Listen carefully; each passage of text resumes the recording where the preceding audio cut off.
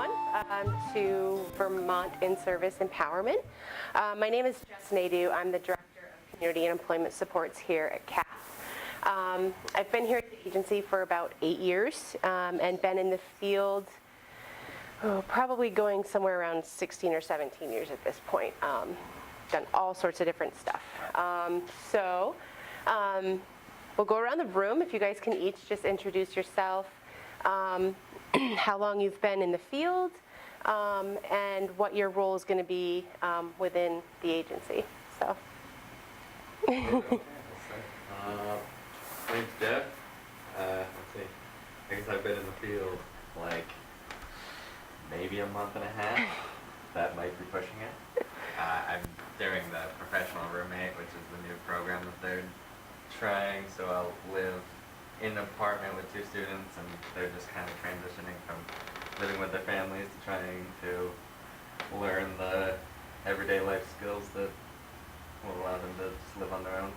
So yeah, that's fun. Awesome. I've been on the work group too that's been helping to put that program together, and it's really exciting. It's at Castleton University. So they will attend classes as well as Jeff will be working on, like he said, living skills and stuff. So really excited about that. All right. Judy Foamsby. I'm a shared living provider. Been doing it since the 1st of May. Pretty new at it. Nice. Linda Reed, direct support professional, and less than a month. All right. So some pretty fresh people in the field, which is good. This training is, first of all, I will tell you, it will go 3 hours. It's not one that we typically can cut short, but what I hope that everybody walks away from this training with is a real sense of value in what you do and how you can provide the best supports possible to people.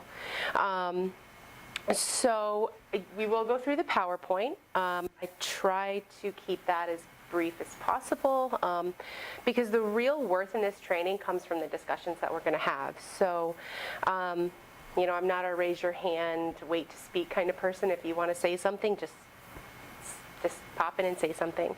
Questions are fantastic.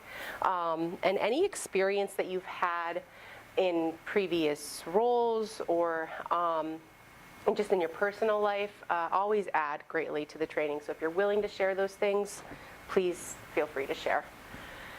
All right. So the first thing we're going to do is the 3 of you will get together, and you're going to develop a list of what's most important to you in your life. We're going to take probably about 5 minutes for you to just get together and compile a list. Anything from your favorite pair of sneakers to your education. Just throw it all in there. So, Jeff, you sneak down with ladies. We usually have like 20 people in this training, so this is different. Yeah. I'm being happy in my job. Pursuit of knowledge. What's that? Pursuit of knowledge.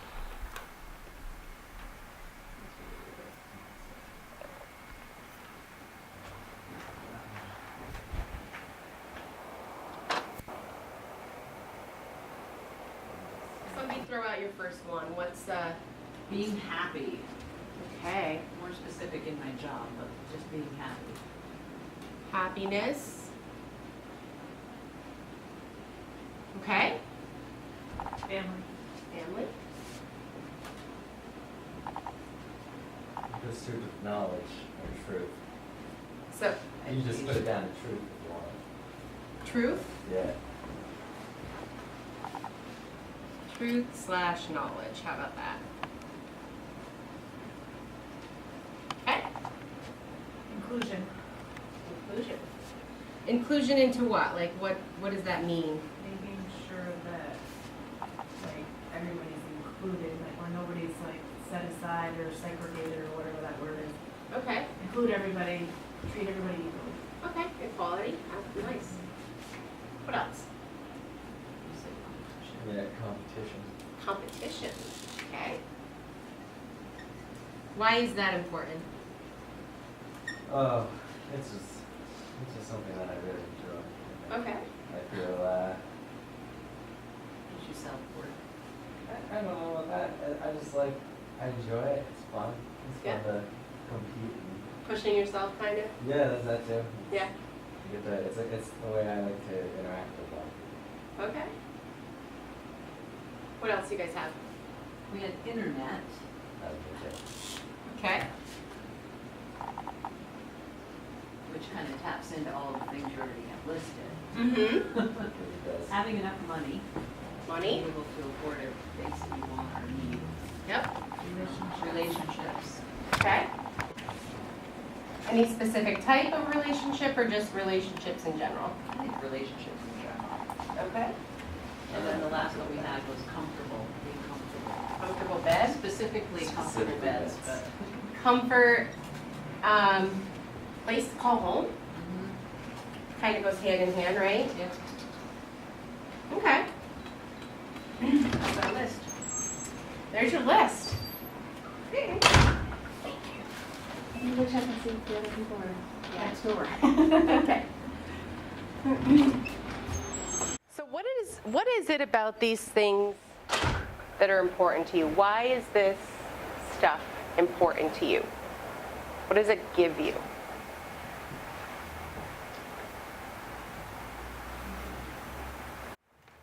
I know as far as my pursuit of knowledge, that is like the center point of my whole life purpose. What I attributed to my life as being the ultimate goal is that everything I do is centered around learning and getting new information and having the answers to questions whenever I have. Like yesterday, I was confused because I had stale chips like a week ago, put them in my car for a week, opened in the bag, and when I ate them yesterday, they were not stale anymore.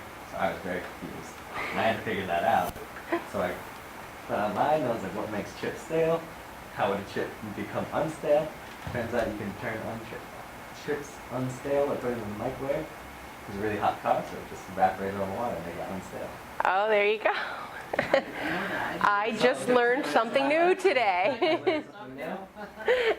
I was preparing for a debate in a class one time, and I learned a whole process of logic for 5 hours one night that didn't even become useful to learning how to decipher an article that I found. But I learned something new. I was happy with it.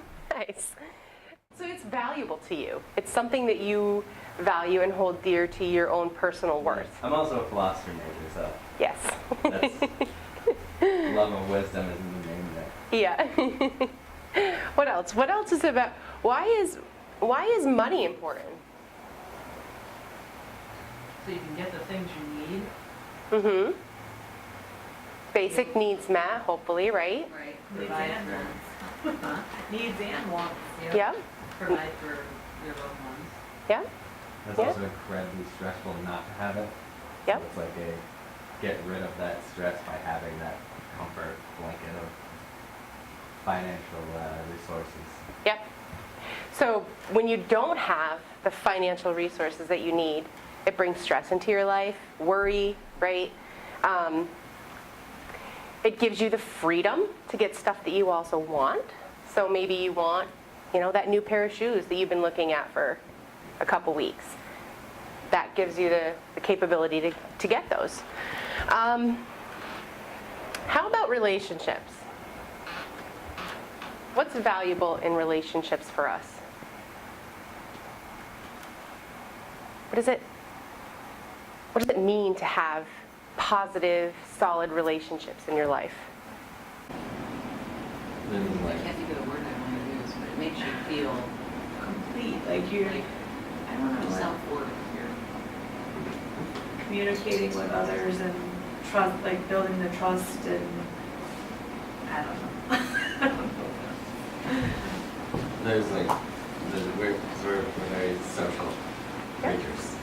So when you don't have any sort of communication or some sort of intimate, whether it's platonic or non-platonic, you need that interaction with others in order to feel even somewhat normal. Mm-hmm. Like you see the studies on what they do with people who are put in solitary confinement, it just really messes you up.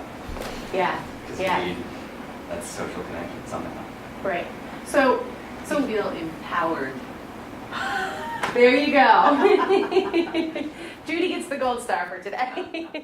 Well, it's empowering because like you said, it makes you feel whole. Relationships in our lives, whether platonic or romantic, as human beings, that's something I think we're just all innately born with, that desire to connect to other human beings.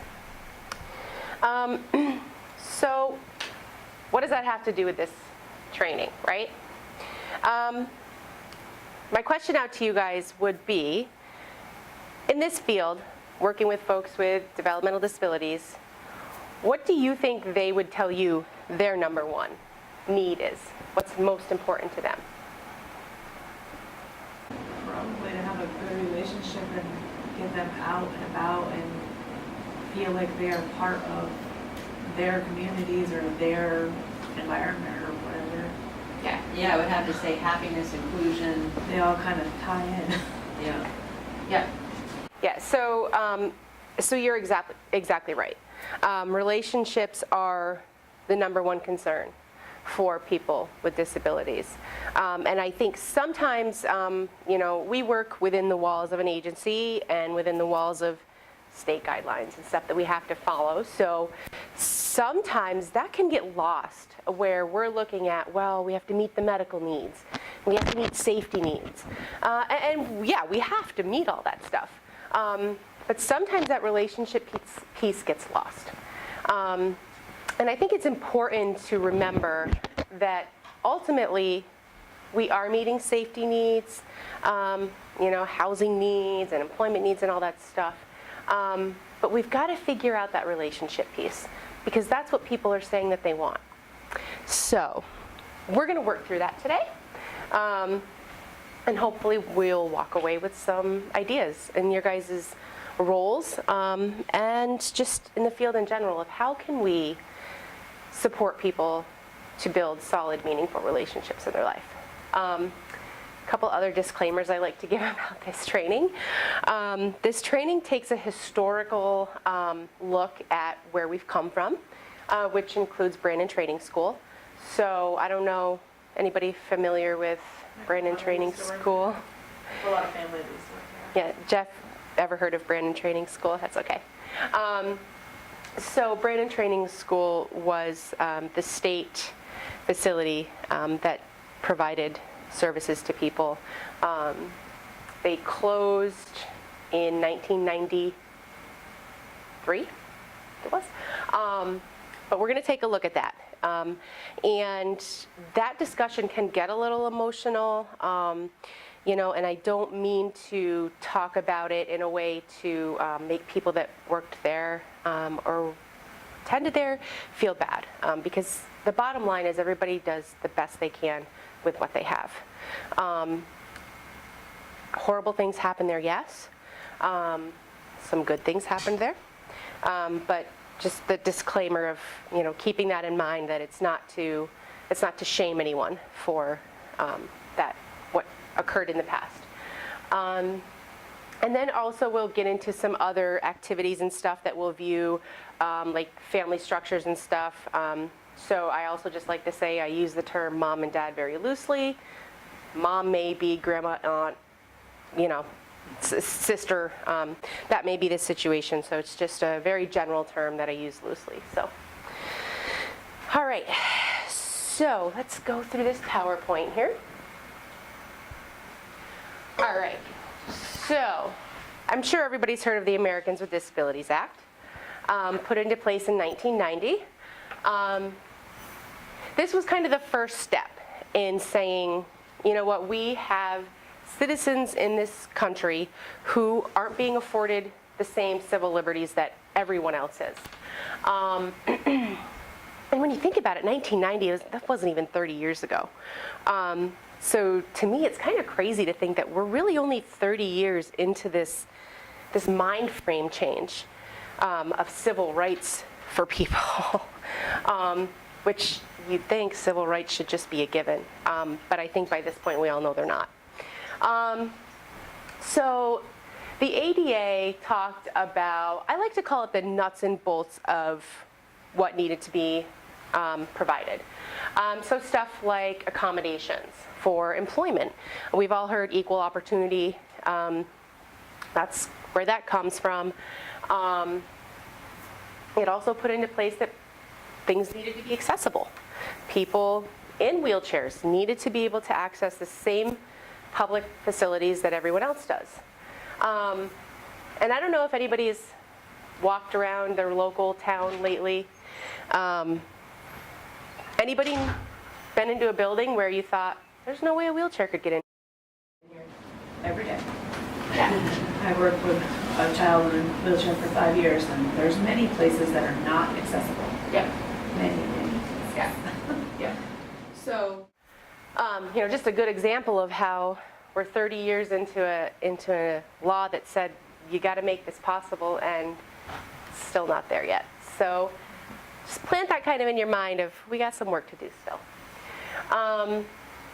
And it also put into place not just the public places, but private places, restaurants, privately owned businesses needed to provide that accessibility as well.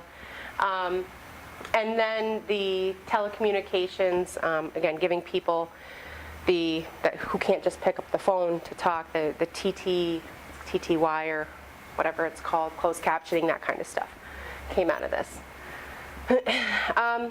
So that's our beginning, right? The ADA is our beginning.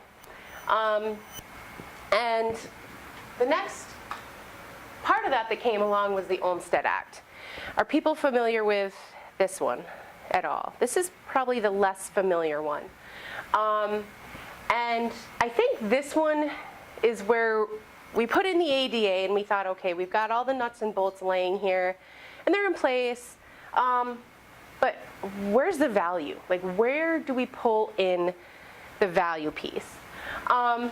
So the Olmstead Act came about when a woman who was living in an institution wanted to access her community, basically.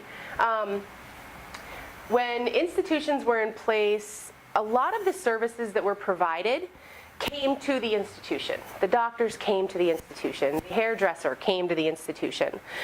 So everything was brought in. And this woman was saying, no, that's not what I want. I want to go out to the salon myself.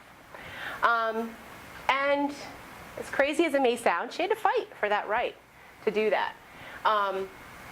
So the Olmstead Act came into play, and it basically said, you've got to provide services in the community when somebody wants it and when it's reasonable. It also talked about how segregation was a violation of the ADA. So this is where we really start getting into, well, institutions probably aren't really the best situation for people. And then the U.S. Supreme Court also stated that confinement, it diminishes people.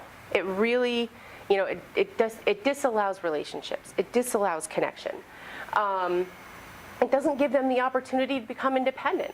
We're stifling people's abilities by doing this to them. So the Olmstead Act is not typically one, when I do this training, that people have ever heard of. Because we all, ADA is like ingrained. We've all heard about it at some point. But this piece is, I think, really where, the meat of what we do came in. We are here to connect people into their communities and give them the opportunities to lead independent and self-empowering lives.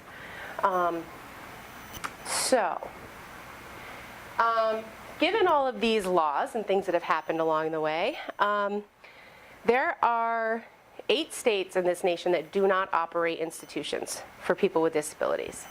Obviously, Vermont's one of them. Anybody want to take a guess at who else might not? Massachusetts? No. New York. Nope. That's interesting. Massachusetts actually just came under heavy fire for some bad stuff that was happening in their state at a boys' school. So. My son has Down syndrome, so I always think, because because of all the stuff we have from the National Down Syndrome Society that, from Massachusetts, so you would think that they would have the same ideas as Vermont. Yeah, no, surprisingly, Surprised. they've had a couple pretty intense situations in their state that have federally come under scrutiny. People are looking, so. But they do have a lot of schools down They do. there. That's okay. That's all right. So the 6 states that don't operate institutions are Vermont and New Hampshire, Alaska, Hawaii, Maine, New Mexico, Rhode Island, and West Virginia. Is that 6? That might be 7. So, and kind of a funny story. So, like I said, Vermont closed down Branding Training School in 1993. Is that right, Mike, or is it 92? I don't know the year, but I was working when that happened. Okay. And I started working here in 1980, and there was a discussion about closing the Brandon Training School, and I thought it would never, ever happen. It did. And it did. It did. I think it was 1993. Pardon, actually, maybe 92, because I think we just celebrated 25 years. Anyway, regardless. 93. 93. All right. You can see. Go with my anything go with by my first Googling it. instinct. So Vermont and New Hampshire kind of like to go back and forth about who closed their institutions first.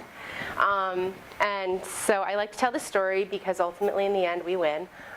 What New Hampshire did was they closed down their institutions. They had all these, buildings around this campus, did some remodeling, and then put everybody back in.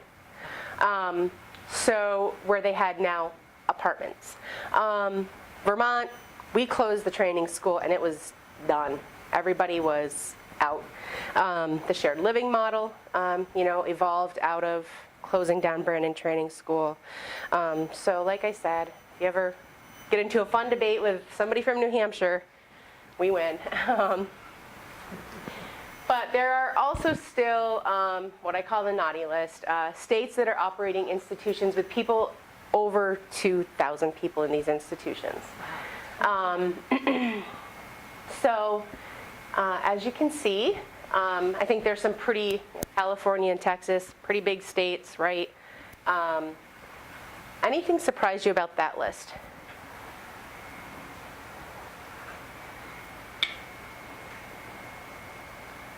Before I was guessing but didn't say out loud when you asked the question were Maine, New Hampshire, and Rhode Island. And then I was like, no, not all of those 3. And then I thought California.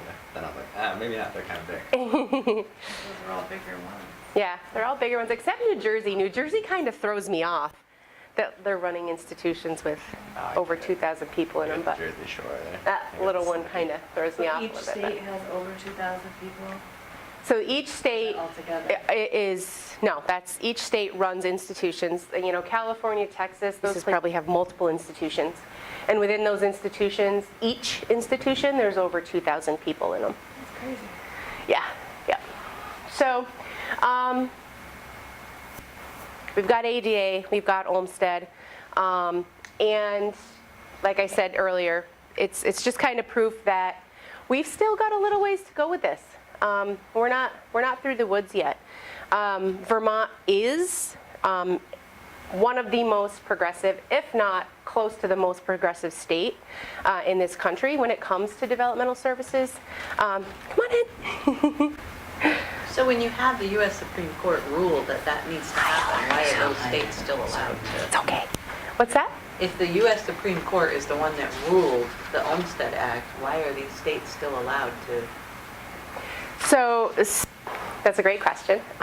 So they did rule certain rulings. The important thing to remember is each state has their own financial makeup. So Vermont does, right now, we do a one-to-one waiver system where people are, they come in for intake, we figure out what the needs are, we write a proposal, and the money that's given to support that person is individual to that person.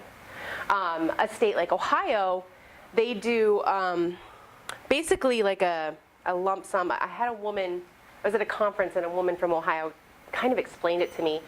So it's basically like if you fall within a certain range, you get a flat $15,000. That's what you get.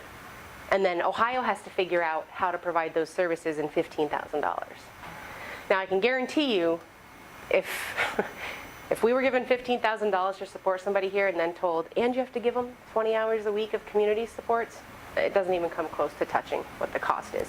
So, there are states that are kind of in that conundrum of, you don't give us enough money to do what we need. So they have to get creative with how they make it look. And the reality of it is, everything flows through the politicians, and I don't want to get into a big political spread here, but everything flows through there. So what you have to do is convince these people that are in power that it's cheaper to give somebody a one-to-one for 25 hours a week in the community than it is to stick them in an institution. And it is. It has been proven over and over that it is cheaper. But you got to have those open ears.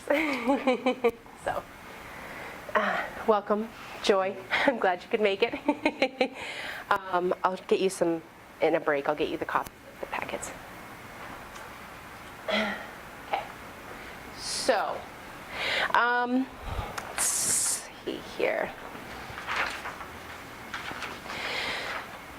So, we have Brandon Training School, as I said. These are some pictures of the facility.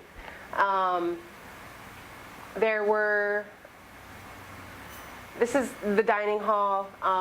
This was one of the sleeping quarters for children. As you can see, the beds are lined up, right next to each other. And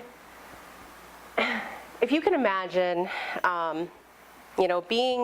put yourself in the shoes of a staff person working at Brandon Training School, and you have, I'd say there was probably at least, I'm going to go with at least 30 beds in that room. And you are charged as a staff to help all these kids shower for the morning. If you can just think about for a second what that might feel like. And then as a child, what does that feel like where you have one person who's coming in and going to help you, but there's 29 people ahead of you first? And maybe your needs require that you need help getting to the bathroom, and there's 29 people ahead of you.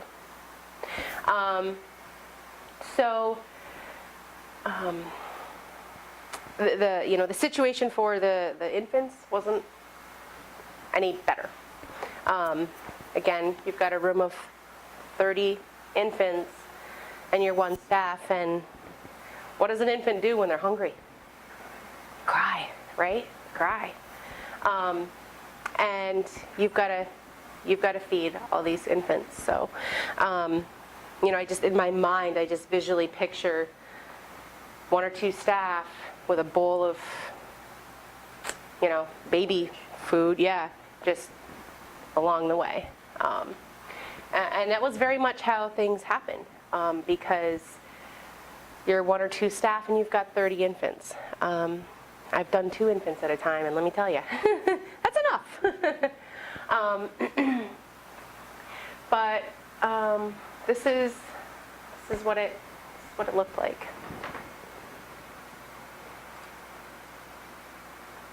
All right. So Brandon Training School had that institutional service delivery. The thing about Brandon Training School, I don't know if everybody realizes, is it wasn't just a place where folks with developmental disabilities went.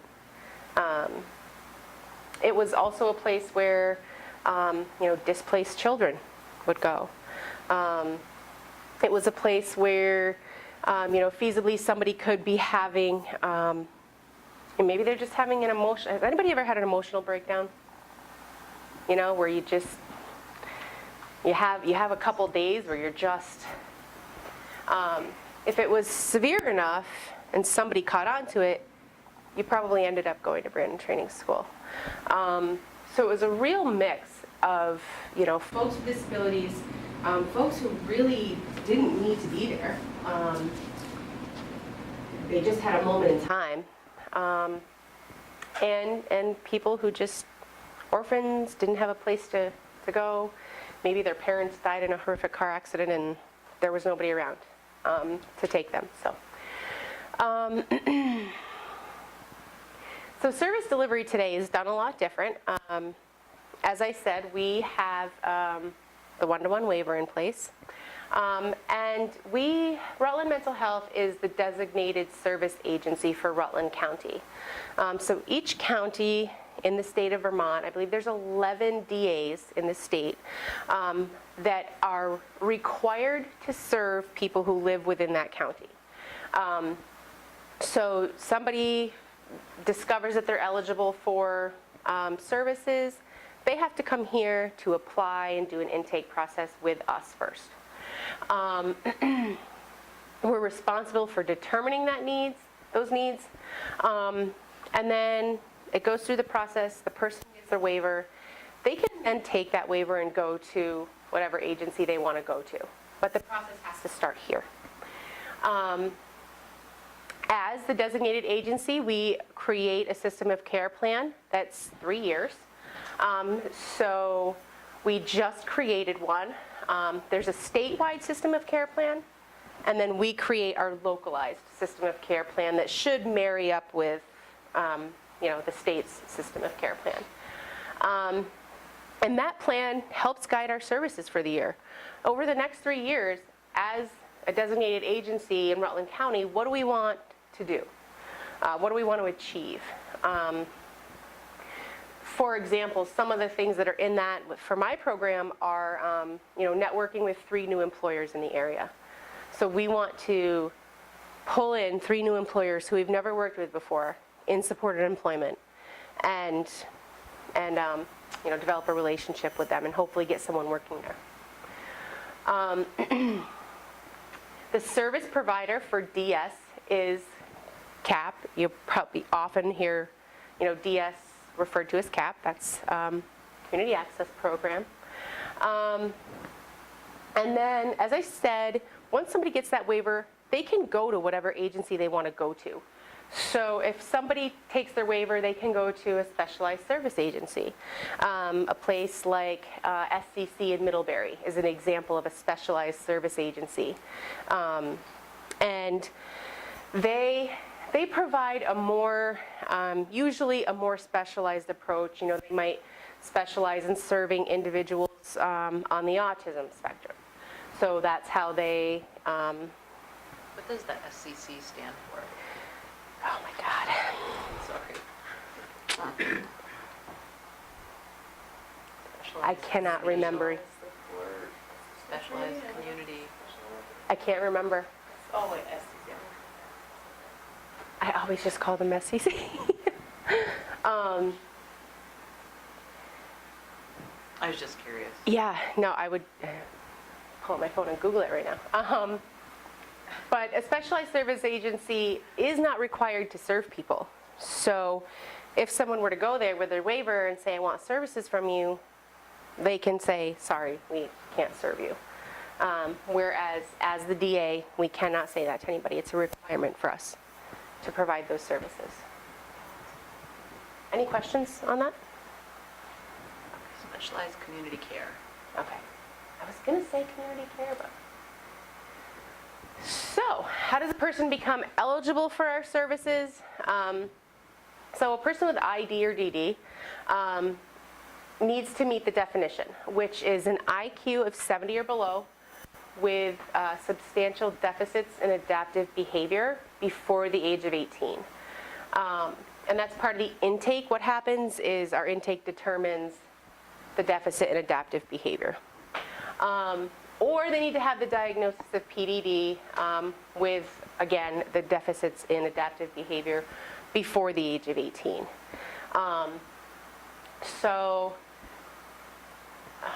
glaring. You also must be a Vermont resident to apply for services here.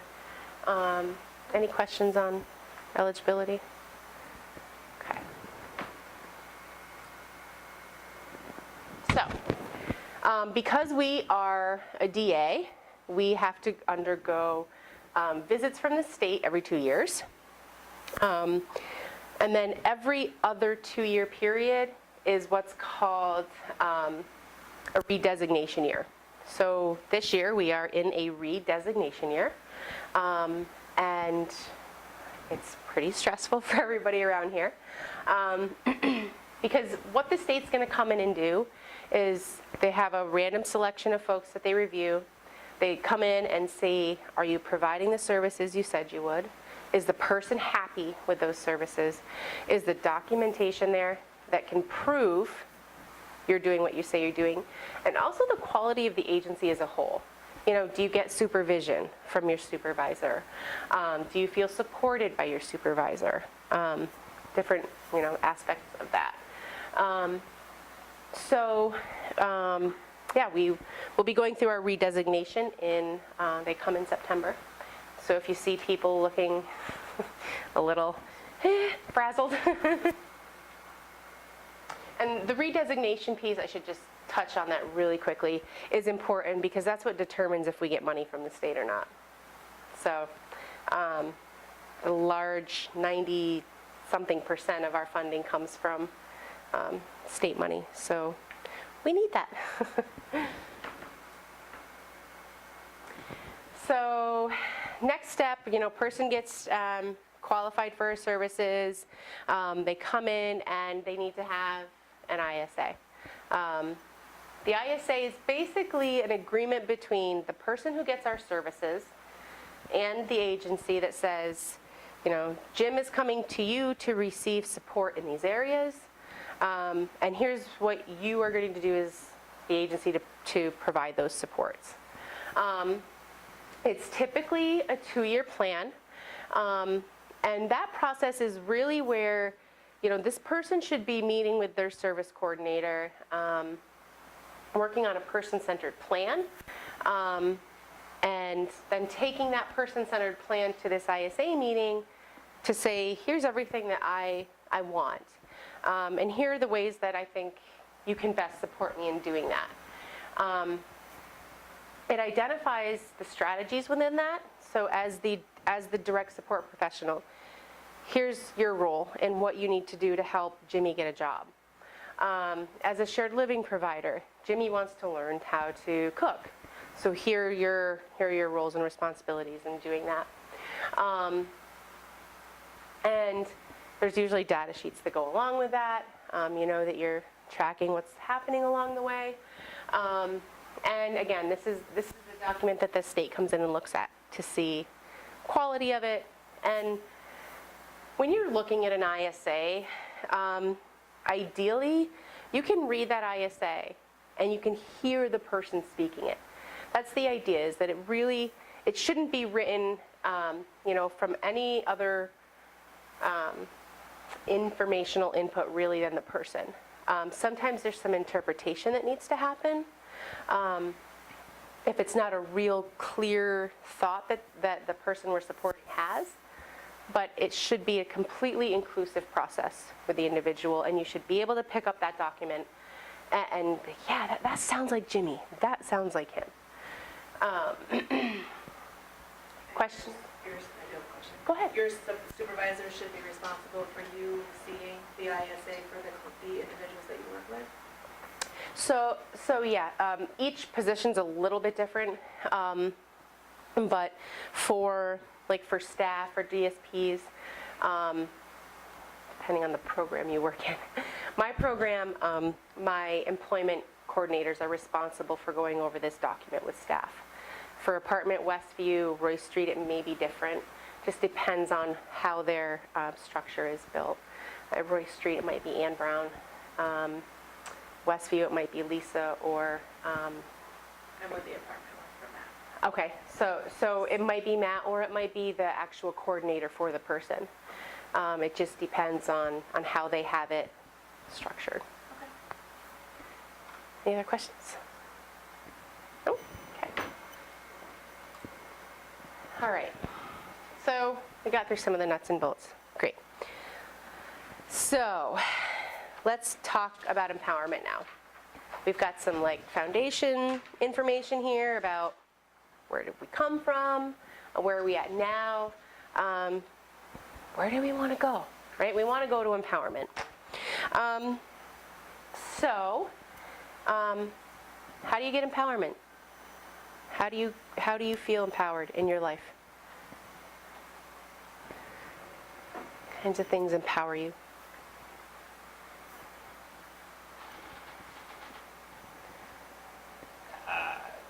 The freedom to make your own choices and act as an individual. Yeah, right? Absolutely. The opportunity to make your own choice. To be heard for the things that you want to do. Yeah, to be heard. Yep, absolutely. When you make a wrong choice, what happens? You learn something. Yeah, you learn something, exactly. Anybody ever not made a wrong choice? Well, we all have. I'll be lying if I say that. Do we want to make that our next group list? How many wrong choices have we made? We all have. We've all made wrong choices, and we learn from them. And then what happens on the, when we make a right choice? What do we get out of that? You learn something else. You learn something else, and A it's, little nicer. yeah, More of a positive. Pleasing, yeah. yeah, uplift. You're probably going to make that choice again. If you had to make it again, you'd make the same exact choice, right? Because it's empowered you. And that's what personal empowerment is all about, is the ability to make choices in our lives. It gives us self-esteem, self-respect. You value yourself more, right, when you're able to do that. Has anybody ever had a choice made for you? Anybody want to share that experience and what it was? No? That's okay. That's okay. How about just sharing how it felt? Degrading. Yeah. Like you didn't have.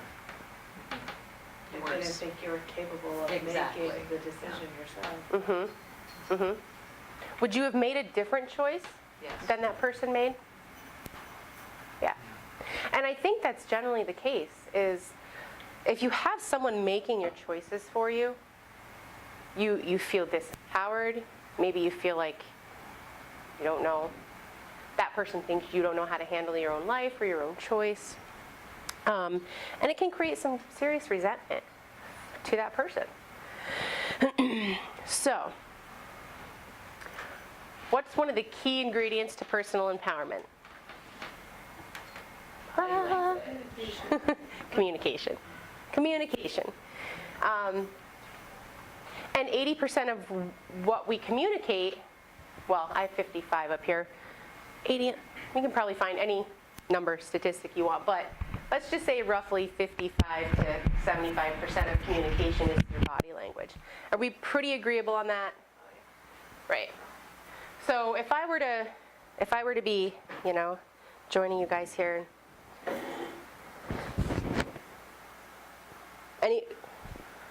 right, Jeff? You bored, Jeff? It's a comfortable way to sit. It's comfortable, I right? cross it up a lot. Right. My legs cross too. Yeah. I just cross everything up. Anybody else have what might this mean?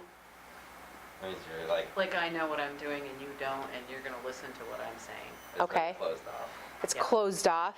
You're closing up all your set. I know what it means right now. Like, sorry. You get a little PTSD going on down there. Okay, so it can look authoritative almost, or condescending, closed off, yep. Yep. Maybe I'm cold, right? It's a little chilly in here, it could be cold. reserved. Reserved, I don't want to open up, so I'm physically closing up. yeah. And so those are very real interpretations of this body language. Jeff, you're sitting like that, like you, but exactly, like you, this is comfortable for me. It's just a comfortable way to sit. So I'm not looking at you as authoritative or closed off or anything. I'm just looking at you as, it's just how he likes to sit, because I have that same internal perception. But I am a teacher, and Yep. my hands get really cold sometimes, so I tend to stand like this. And I had a child say to me, "Are you really mad at us today?" So then I was like, "No, my hands are cold." Yeah, yeah. It's like you don't realize that that's how they're seeing you. Right, right. It's all perception. So there's 5 of us in here, and the 5 of us may all have a different perception of this, right? And do we tend, like that child came to you and said, "Are you mad?" Right? That's fantastic. That child communicated because they weren't sure, you know, they didn't know, maybe you could have said yes. And that would have upset their world, but they still came to ask.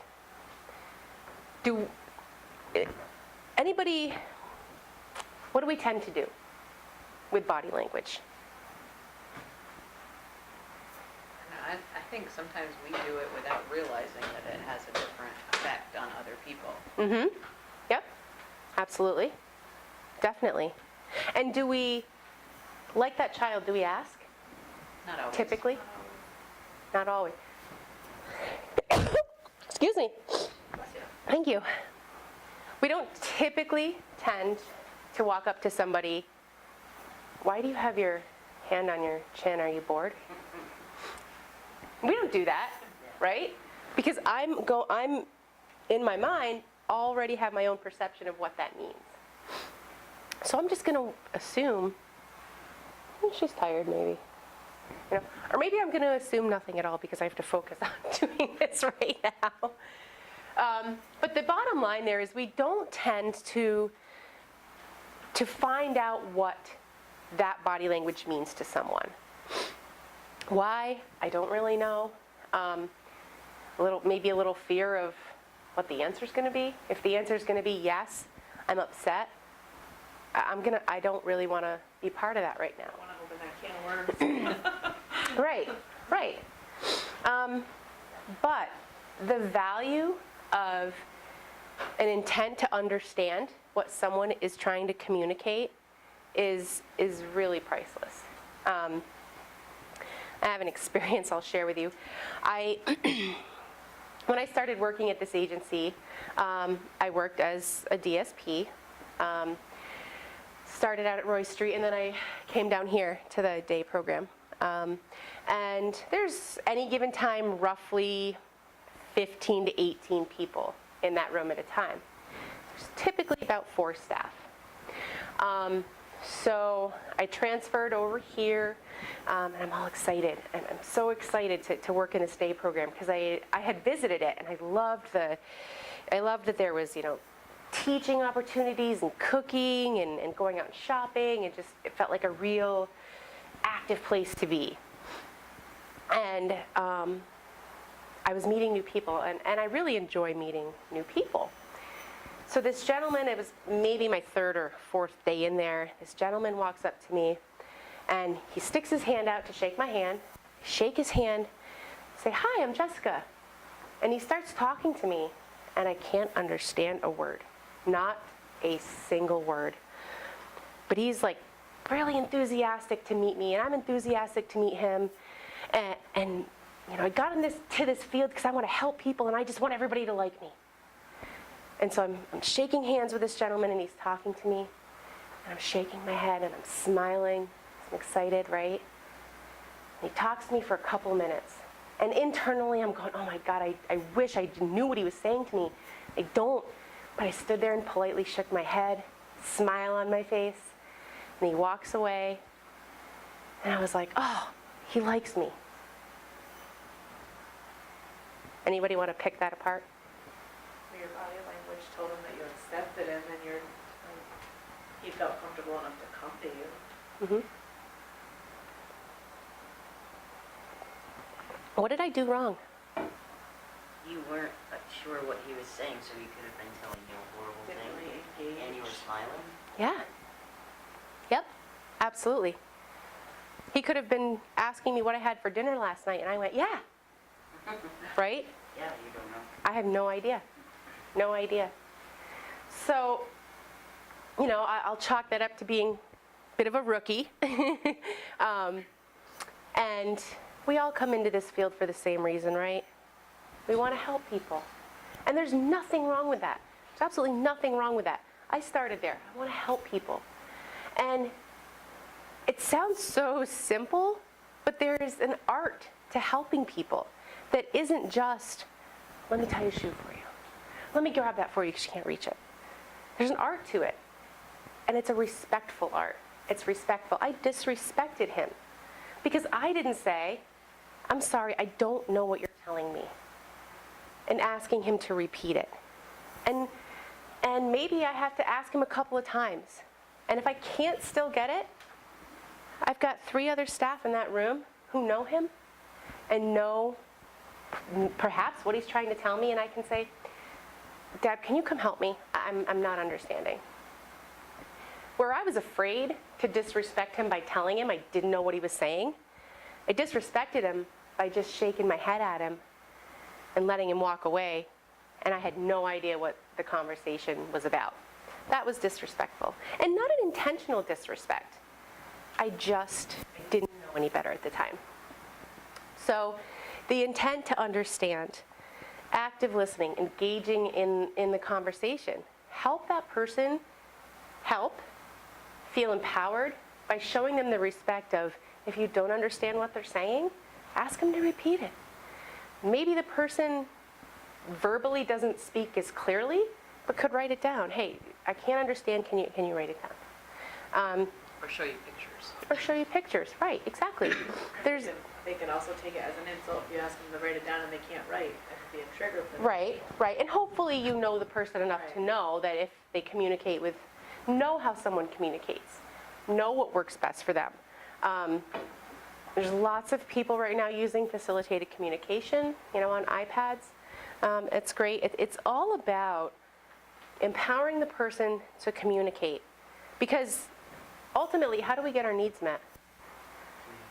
Right, we communicate. We communicate our needs.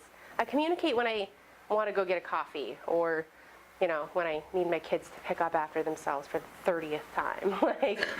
I communicate to get that. And if I don't have the ability to communicate, I don't get my needs met. So,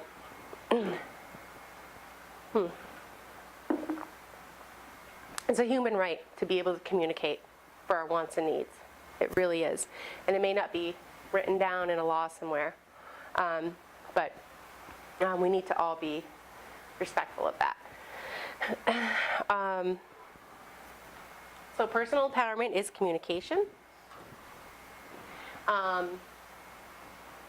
It's also about community involvement in relationships, and we touched on this a little bit earlier. But how do we get community involvement in relationships? How does that happen? How does it happen for us?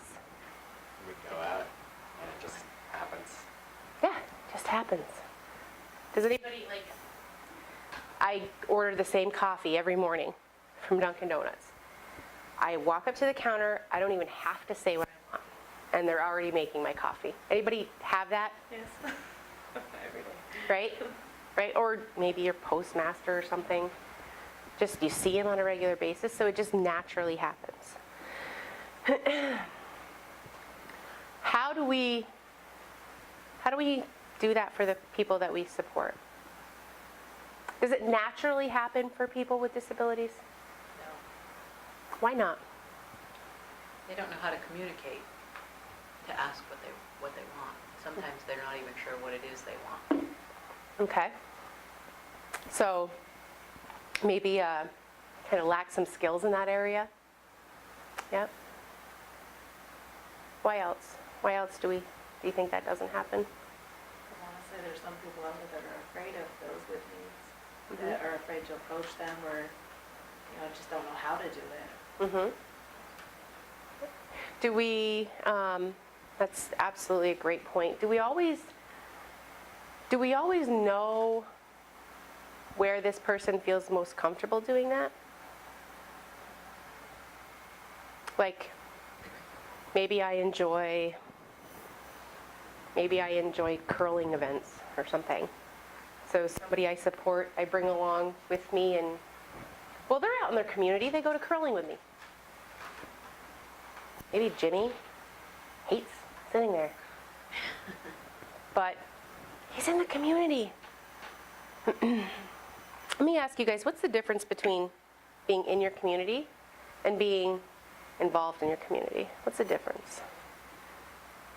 Because it's one thing to be in your community, just, out and about, walking by Walmart or something, but it's to actually feel like you're included in what you're doing in the community. Mm-hmm. Like if you're bowling or if you're the one that's just sitting there, yeah, you're in the community, but if you're actually up bowling, you're in the community and you're involved in doing that activity.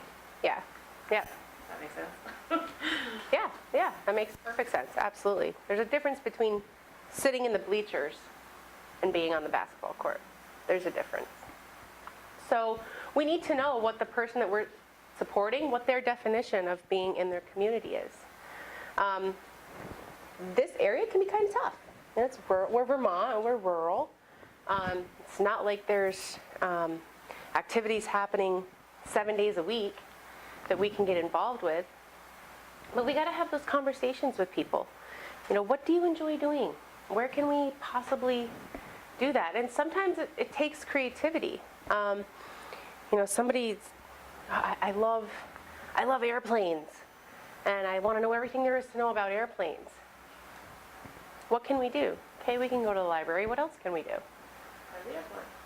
Go to the airport. Yeah, absolutely. Go to the airport. See some planes take off. Maybe that eventually turns into some sort of employment there. We don't know, but now maybe that person, how many of us want to work in something we love doing? Right? We want to enjoy our work. So there's so many different directions that interest can be taken. It's just being tuned into it. And then, what is your role in doing that? As a support person, what's your role in helping facilitate those connections and relationships, other than getting the person there? You drove the person there, you got out of the car. Finding out what their interests are, and then trying to find opportunities for them to be involved in that direction. Yep. And with the person, right? Maybe sit down with the paper and say, let's see what we can find. Or sit down with the computer and look at it. Yep. Good. Well, I know, can I talk about Yeah. Mr. Seaman? Her son, I work with her son. Yeah.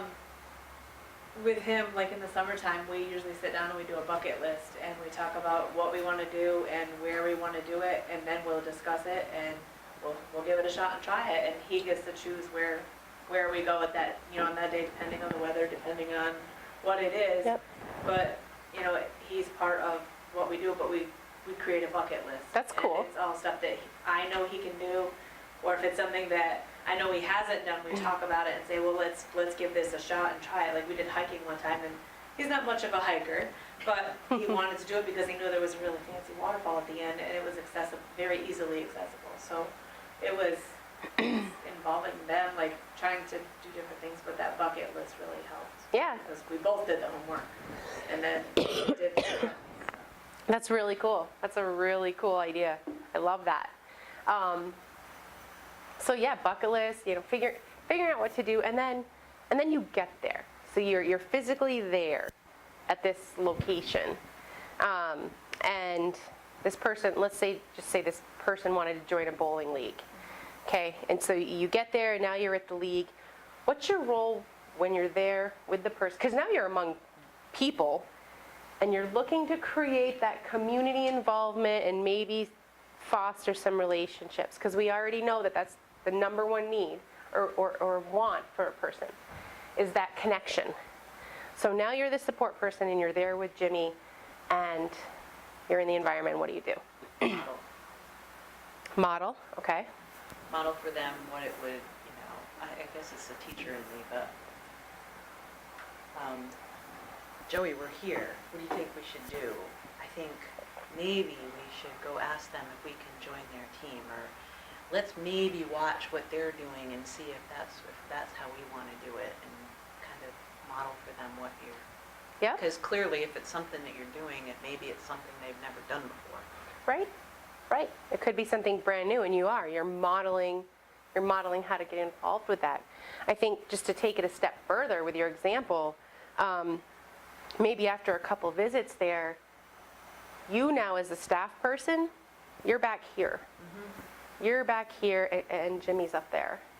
I think sometimes what happens, got to kind of think about it like we're teaching society, right? So society sees Jimmy and me, and what do they think about Jimmy? What do they think about Jimmy? It's pretty obvious, right? When you see a staff person supporting somebody, it's typically pretty obvious that there's some sort of support happening there. But what do people tend to think about Jimmy? Tend to probably think that you gotta go through the support person and not ask Jimmy per se. Or like, oh, I gotta talk to so-and-so back there because they'll know, not give Jimmy a chance to speak for himself. Yes, And yes, take over basically by going to their staff. yeah, absolutely. But he's incapable, right? Yeah, Right.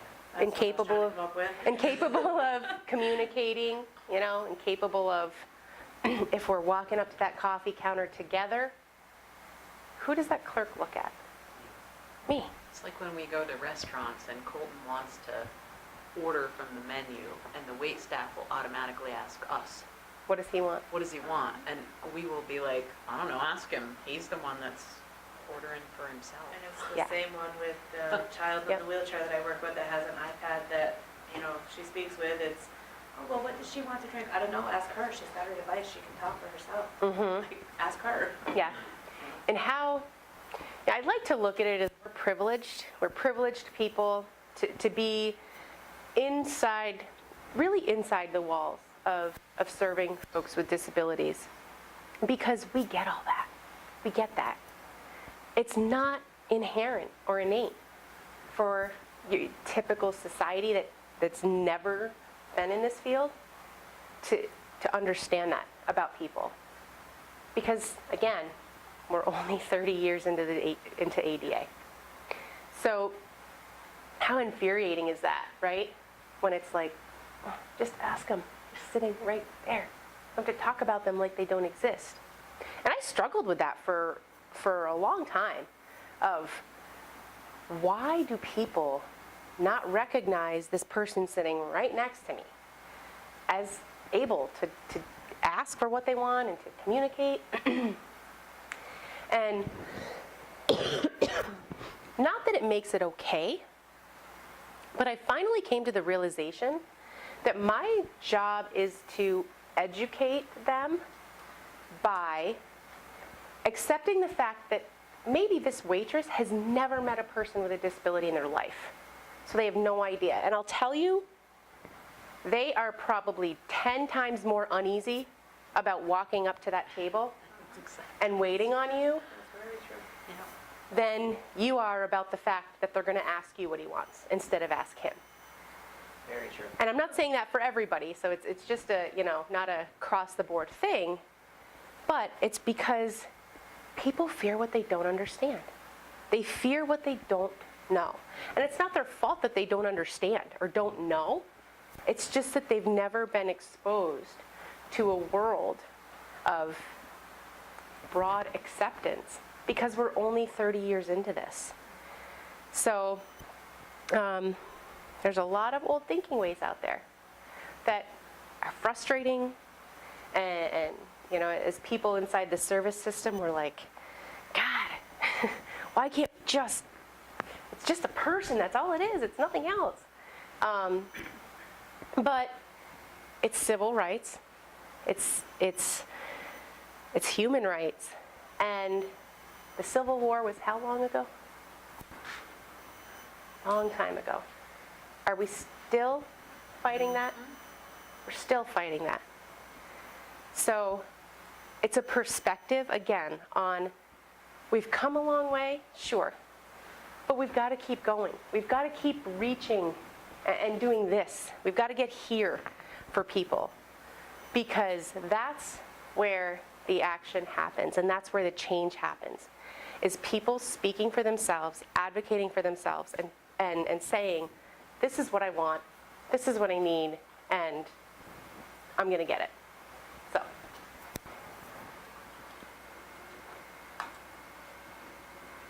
See if I can get my video to play here. Oh, sorry, real quick before we do that. We touched on choices being a real key component of empowerment, and how, you know, when you're not able to make your own choices, what that does to you, and when you are able to make your choices, how that affects you. So, in this field, we talk about everybody can make their own choices. And yeah, they can. They can make their own choices. They're also stuck in a system that hasn't totally figured out how to make that happen in a real respectful way. So, perfect example just happened to me last night. It was 4:30, okay? And Friday night, so I was real thankful it was a Thursday night and not a Friday night. But one of my coordinators calls me. She's out here in front of the building with somebody who's refusing to leave, will not leave. And I know this person. She's going to call the police because it's her right to do what she wants. Nobody can tell her what to do. So she's calling the police, and she did. She called the police. And so I know the police have better things to do, right? But for her, this was a very real crisis for her. So I come downstairs and I start talking with her. What's going on? Well, her boyfriend, she wants to go down to the bus station. She doesn't want to leave CAP with her mom or go to her respite, which was the plan. She wants to go down to the bus station and get on the bus and go to Castleton to see her boyfriend. And family does not like the boyfriend. Dad wants to kill him. Mom can't stand him. And he's a good guy, and it's her choice. Okay, it is your choice. It's absolutely your choice. Can't force you to stay here. It's not what I'm here for. And then mom calls. So this young lady hands me the phone to talk to mom, and mom's the guardian. And in guardianship, depending on if it's public or private, there's some different kind of rules that go along with that. And mom has some partial guardianship, not full, I don't believe. But mom's saying, I don't want her going there. This guy's bad news. He's going to beat her, and he's going to steal her money, and I want her respite. And this individual is saying, I'm not going there, and I'm not going to mom's, and I'm leaving. Okay? And mom says, well, I'm the guardian. Doesn't what I say go? Yes and no. So, yes, what you say is generally what needs to be done, but she's also a human being with her own right to make a choice. And legally, nor morally, am I going to force her to stay here. That's not my job. My job is to give her information about her choice so that she can still make the choice that she wants to make. But I'm not going to force her to do anything. Mom can't really force her to do anything ultimately, because that's not right. When you get into public guardianship, not that a public guardian can necessarily force. I thought the guardianship was more, because I'm guardian of my son at the moment, and it's more in terms of medical, financial decisions that he makes. that I would It's, have. So a personal decision like that, I wouldn't have any. no, and mom can't force her to make a certain decision, but it is medical, financial. Mom could ultimately make the decision of, well, I don't want her in that shared living home. I want her moved. So there is some funkiness to it that obviously creates conflict. But ultimately, mom can't, and mom knew that. I mean, toward the end of it, mom was like, well, she's making her own choice. What can I do about it? And that kind of a choice, she can't.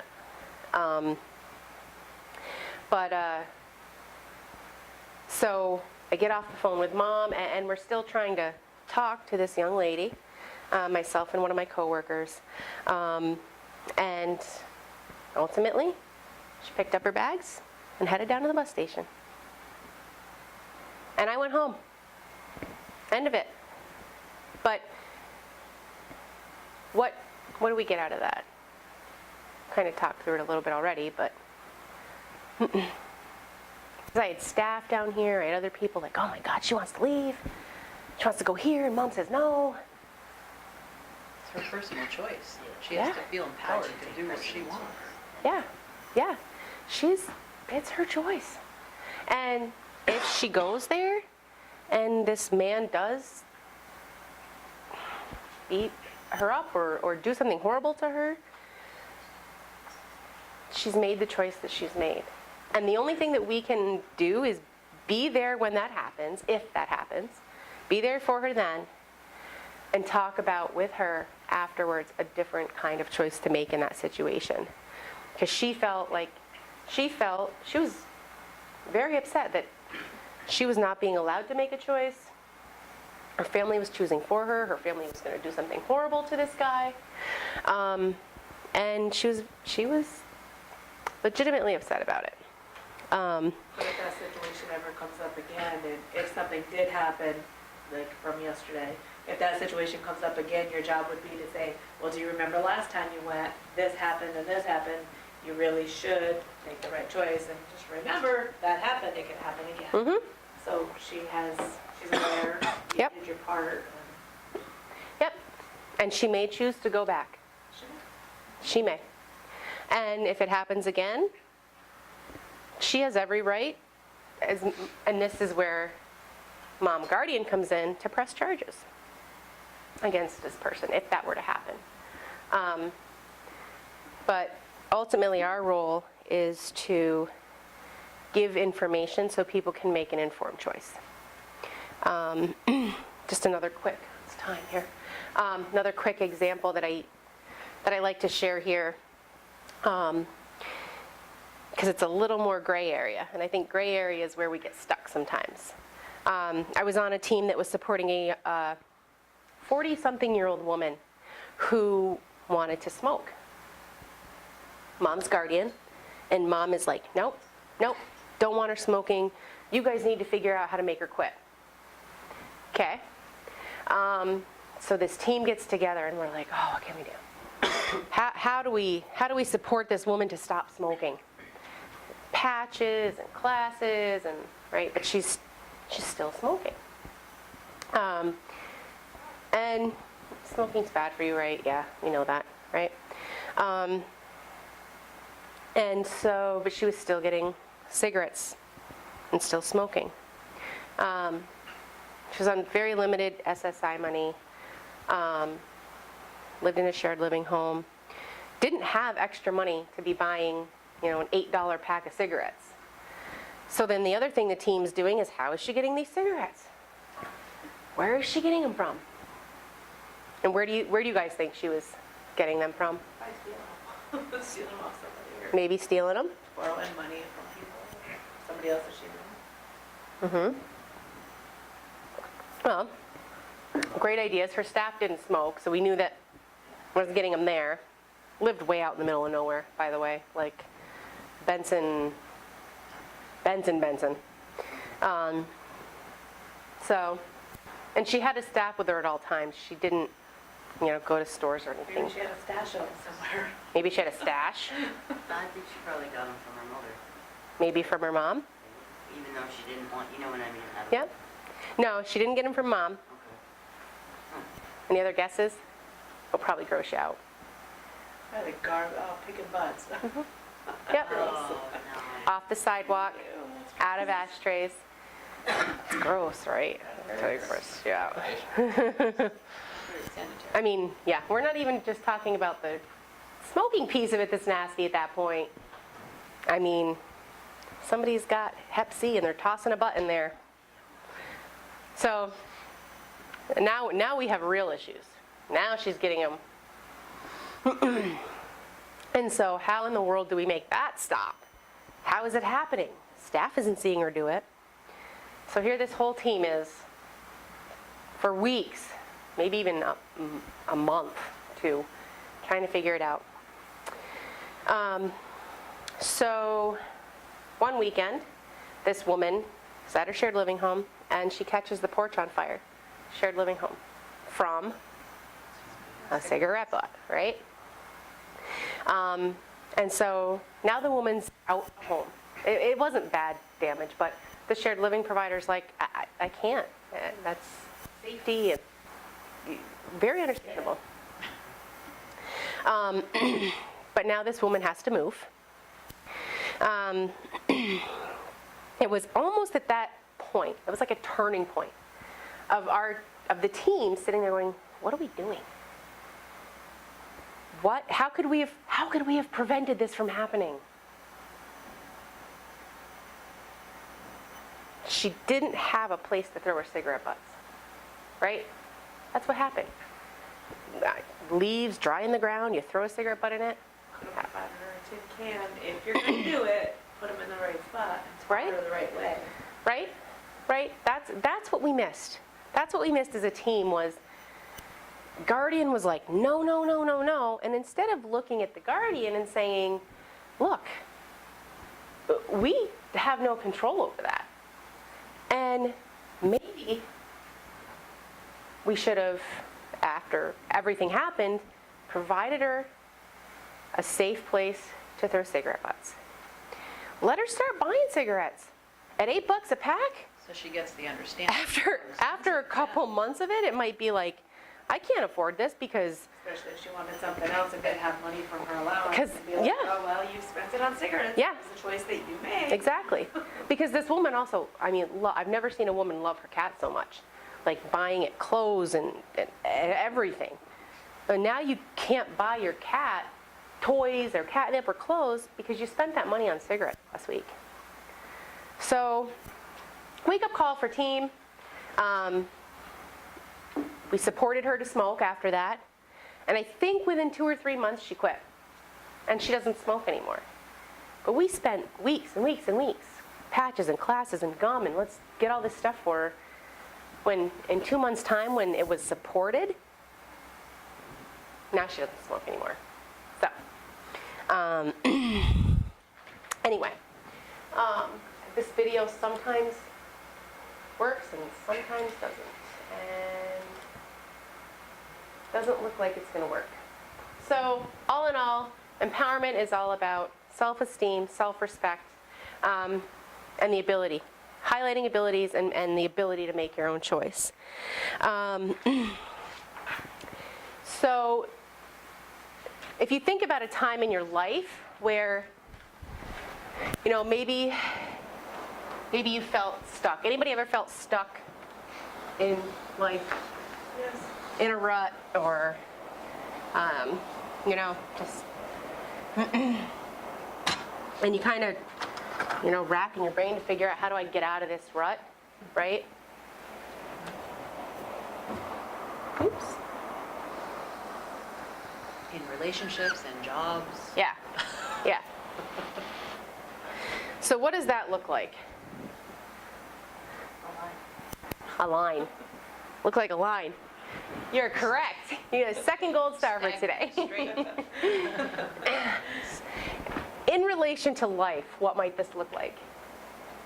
Homeostasis. It's like Stagnation? Homeostasis, like the average, the good, like kinda Going wanna be. nowhere. Going nowhere. In a hospital, flatline, right? When we talk about choices, empowerment and growth, I don't know about you guys, but I'd rather be on this line right here than this line. Because this line, I'm not looking too hot. But right here, where I have choice, right?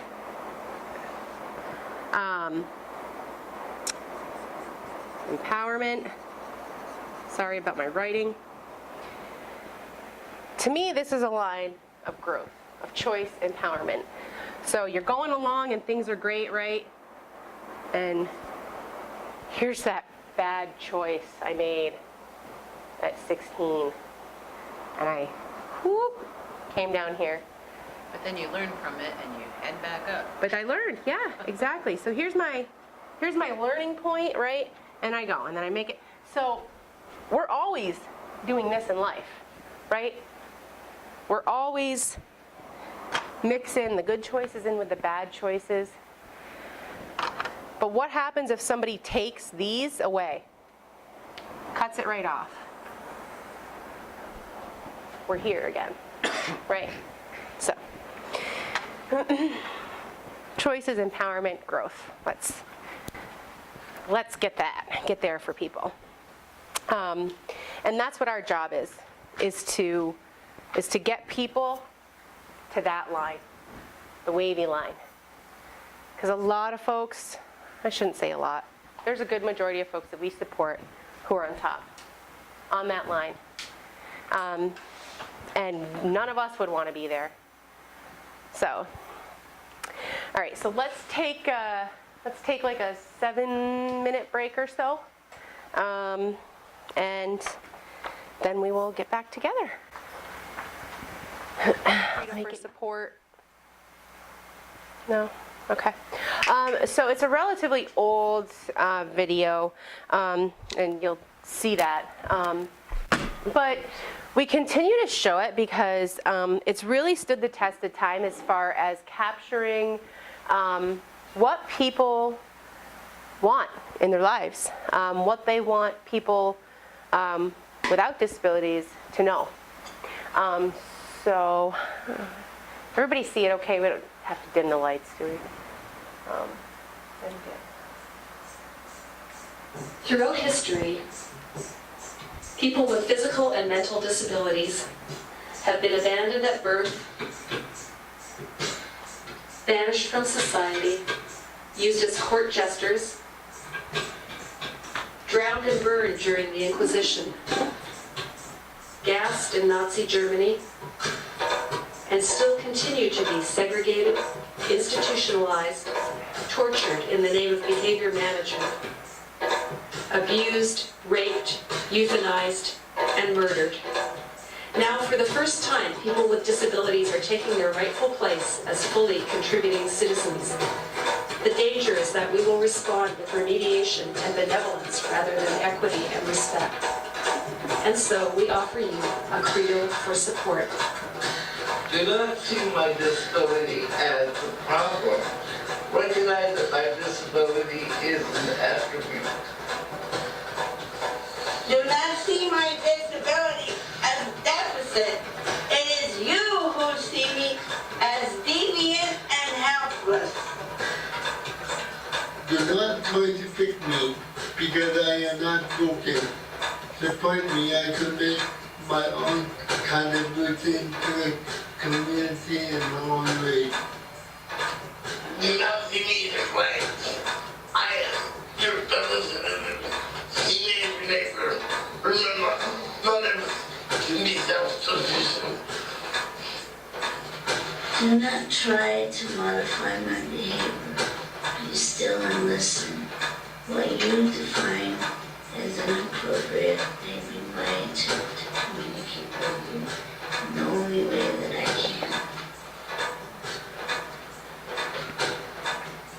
Do not try to change me. You have no right. Help me know what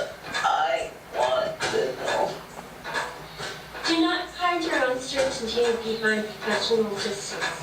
Be a person who listens and does not take away my struggle, fleeing by trying to make it all better. Do not use stories and strategies on me. Be with me, and when we struggle with each other, let that give rise to self-reflection. Do not try to control me. I have a right to my power as a person. What you call non-compliance or manipulation may actually be the only way I can exert control over my life. Do not teach me to be obedient, submissive, and polite. I need to feel entitled to say no if I am to protect myself. Do not be charitable towards me. The last thing the world needs is another Jerry Lewis. Be my ally against those who exploit me for their own gratification. Do not try to be my friend. Get to know me. We may become friends.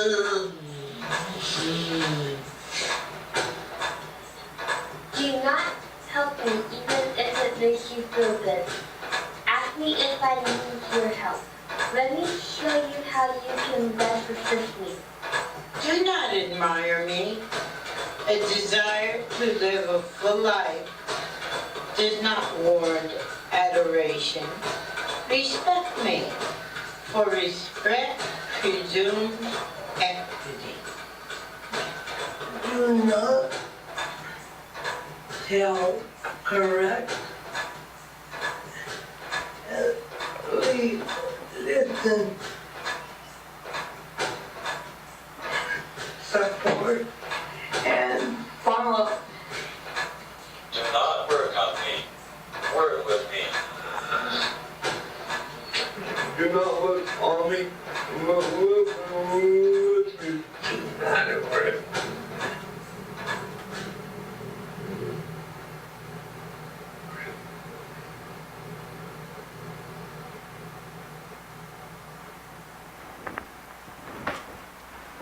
This video is dedicated to the memory of Tracy Latimer. Written and produced by Norman Kuntz and Emma Vanderclift. Introduction spoken by Emma Vanderclift. Statements spoken by People First of San Luis Obispo. Okay. So, we're done with this thing now. So what do people think of that video? Good info. Okay. When we were talking about communication, sometimes I think that people's anxieties and their misunderstandings lead to what they were saying, don't do this for me, I kind of want to do it myself. Mm-hmm. It's like we need to educate those around whoever we're working with. Right. But yeah, I may just feel like I'm, you've struggled for 20 minutes trying to button your shirt or tie your shoe and oh, you must, need to help you with that. But is that on their struggle or is that on us? It's on us because we might be in a hurry. Mm-hmm. Yep. Excuse me, it's typically our own need to, want to get out of the house or maybe it's not even that. Maybe we just, oh, this poor person is struggling so much with it. They must be so frustrated. But my, jump in to do that, I skipped a step. And what did I skip? Yeah. Yeah. Do you need help with that? Simple step. Yeah. Any other statements in there that stuck out to people? There's one in particular that I really like that ties into the relationship talks that we've been having about do not try to be my friend. Get to know me, and we may become friends. So just like earlier when I was talking about, my first few days in there, and I just want everybody to like me, and I want to like everybody. I just took for granted that because I was in there, I'm in here, people are going to like me. We're going to be friends. I didn't know anybody yet. So for people who are receiving services from staff, and we're coming into their lives, it's important to remember that don't just automatically assume that you're going to be my friend. Because turnover in this field, if I'm accurate with it, the shelf life of a direct support professional is somewhere around the range of a year and a half. Service coordinator, I'm not positive on this, but I think it's between 2 and 3 years. So you think of somebody who's, let's say, 50 years old, and they've been receiving services from us for 32 years. How many different staff is that? And how many different service coordinators is that? So that's where that becomes really important too. Value your role as what it is and what you're there to do for the person, but respect the fact that unless you've come into this going, I'm in this for the rest of my life. A lot of folks, it's a stepping stone, and that's fine. That's fine if you come in as a stepping stone and you're a DSP for a little while and then you're a service coordinator. I did that. I moved. But just keep that in the back of your mind as, I can't make myself this person's everything. Nor can I assume that we're going to be friends because I'm with them every day. Because that's not the case. You have to be mindful that they go through it many times, so Yeah. they're probably going to sit with it. Right. And I think some of it changes. I can understand that if you're just working with them for a few hours a day, but when you're in a shared living provider situation, it's like you're in my home, you're part of my family, we need to come to an understanding on how things work. Mm-hmm. And we all need to make some changes, and not just the family that's allowing them to come into their home, but that person as well. Yeah, that's a fantastic point. Absolutely. That there does need to be give and take on that. And I think there should be in every situation, but more so, with a shared living home, because it is. It's 24/7. Have to live together. So The idea of having choices means that everybody in the family has choices, not just the person that's coming into the house. Right. Yeah, absolutely. Absolutely. Okay, so we are going to come up here.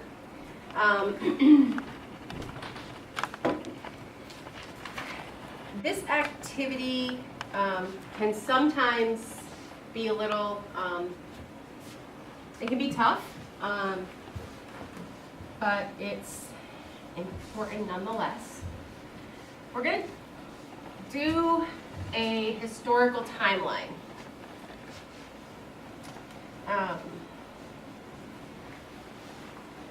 So we are going to put ourselves back a few years,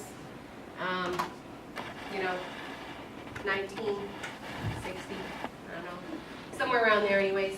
During a time where, let's say, Brandon Training School is alive and thriving, okay? And we're going to start with baby is born, and there are noticeable disabilities. We can clearly see that this child has some disabilities. What are the emotions that are going on in that room? Probably every emotion possible. With who? With mom, And dad? dad, yep. Well, I can say it firsthand. You're anxious, you're nervous about what's going to happen. How are you going to provide? How are you going to be able to give that child a life. Okay, Since there's a lot of uncertainties. okay. Anxiety and unsure of the future, fear. Fear.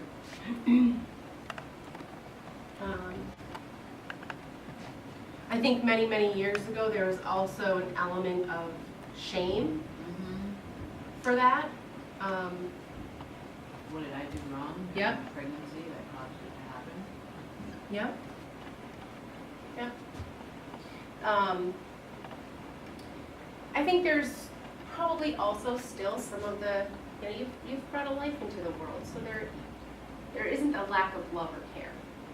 It's just all these other feelings that come along with it. Again, 50, 60 years ago, who's probably in the room other than mom? Mom, dad, and doctor, probably. Doctor. Yep. Nurses, yeah. Doctor, nurse. Dad may or may not have been allowed in the room.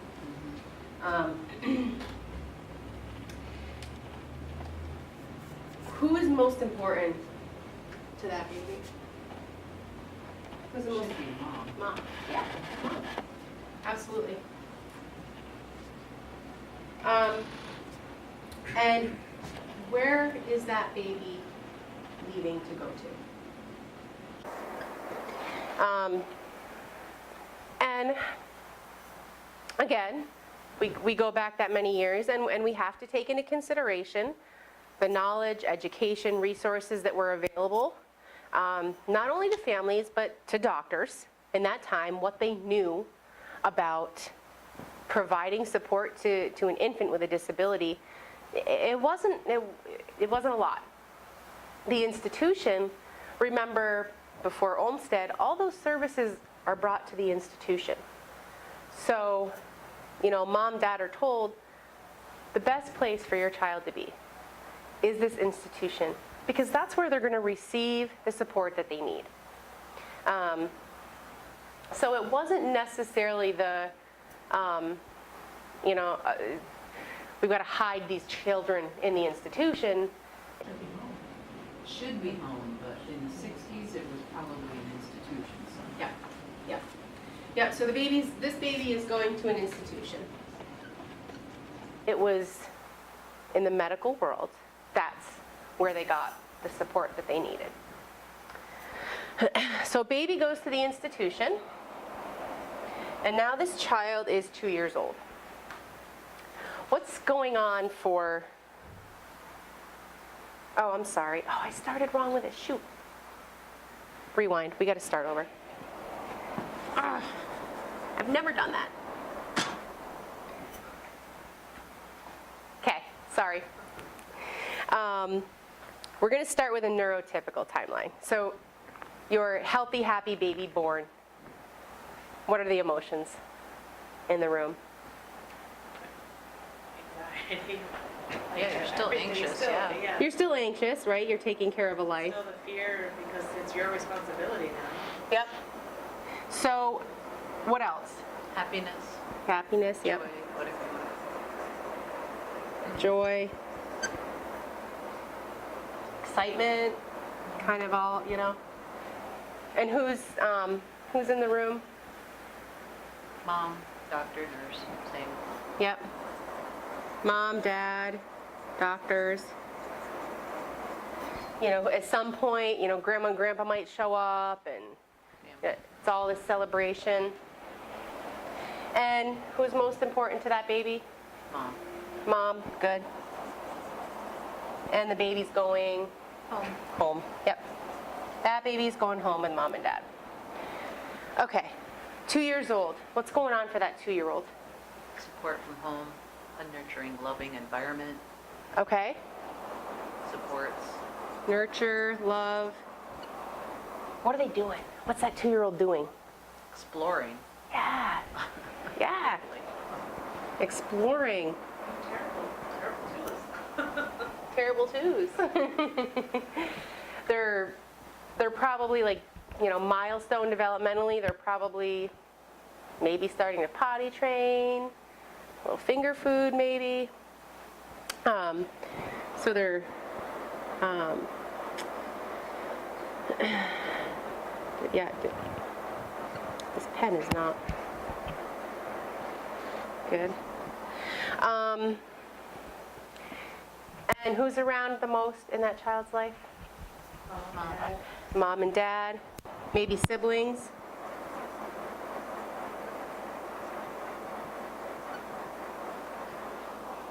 Who does that child rely on most? Mom, yeah. Okay. And most of that child's time is probably spent where? Well, back then, home, Home. now daycare. Yeah. But yeah, probably most of the time home with them. All right. How about 6? What's going on at 6 years old for that kid? Yep. School. Yep. Still being taken care of. Yep. By mom, right? So mom is still the primary need. What else is going on? First, what is a 6-year-old doing in their life? Yeah? They're still yeah? Exploring, learning.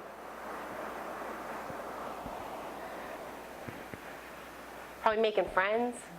They're in school, making some friends.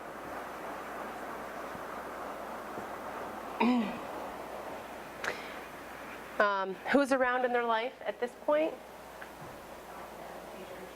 Yeah? Mom, dad. Some teachers. Friends. Yeah. Good. And mom is still most important, right? Because when we say most important, we're talking about the person in that child's life who gets their needs met. Food, clothing, showers, home. In those days, there were more moms that really provided for their kids. Yeah. Nowadays, I don't know. Yeah. Different world. Yeah, different world now. All right. So let's make a jump here to 12. What's going on for that 12-year-old? Puberty. Yeah. Yep. Hormones, right? It's a lot of fun with a girl. Just saying, it's a lot of fun. Wasn't so bad with 3 boys. Thankful for no girls. Hitting 15 next month, so lived through 3 years so far. But what else is going on? School, Bill, school. Mm-hmm. School. Yep. Sports, social, Yeah. dances. Yeah, absolutely. Their social life really starts to pick up, right? We're still learning. Yep. There's. Beginning of romantic. Yeah. We'll put boyfriend/girlfriend. And my 9-year-old came home from school last year and was like, I have a boyfriend. I'm like, no, you don't. Nope, you don't. Oh. So, okay, that's pretty good. Pretty good list.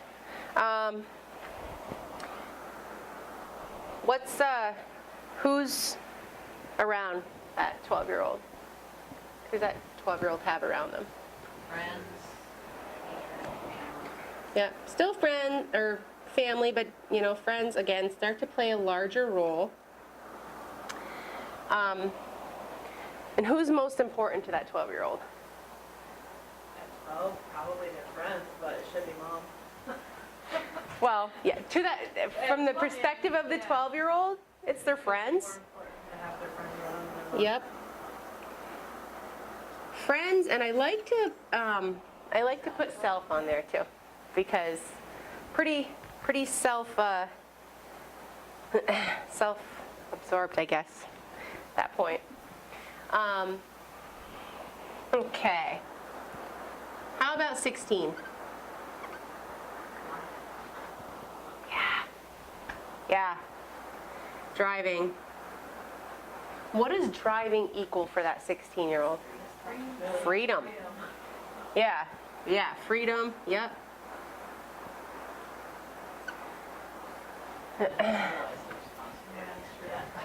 Yeah, well, it equals a lot of sleepless nights for mom and dad, but what else is going on? Still in school. Yeah? Back then, they could have been pregnant at 15, so. All right. Yeah, well, My mom was, so it's nowadays, I don't think it's a lot different. not nowadays, though, probably. Um, but for your typical 16-year-old. Definitely dating.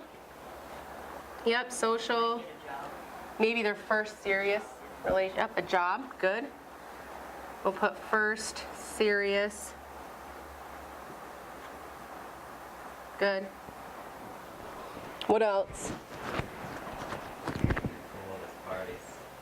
Uh-huh. I said if you're cool as parties. I could go to many parties in high school. Even I didn't know uncool where high people school had parties, okay? No. We'll star social. Very social. Very social. Anything else? I'm good with that. Actually, at 16, maybe more like 17-ish though, that conversation about what do you want to do with your life starts happening. Do you want to go to college? Do you want to learn a trade? So, maybe some future planning.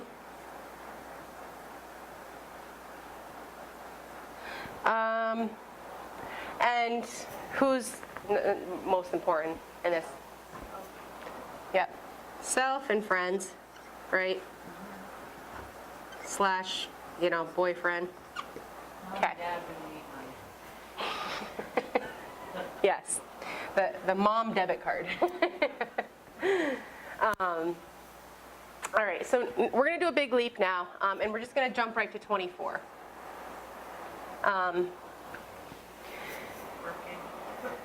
Working. On your own. Living alone, on own. Okay. What else? Could be in school, still in college, or getting that trade or learning whatever you're doing. Yep. So maybe in college. Yep. Still planning for the future, probably married. Could be married. Could be starting your own family, right? Maybe you have a kid or something at this point. What else? What becomes most important to you at this point in your life? Who becomes most important to you? Well, it could be a couple different things, though, because if Yep. you already have a family, it could be your children become your life and Yeah. they're your priority, or it could be still your mom, your parent. Yeah.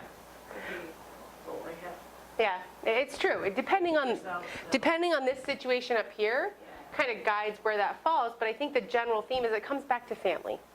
When you're in your career or you're starting to get established and maybe have your own family or don't yet, around 24 nowadays, maybe 28-ish, you start coming back to family, right? Yourself and your friends, not maybe so much. Can we agree that this is your atypical timeline for all of us in this room?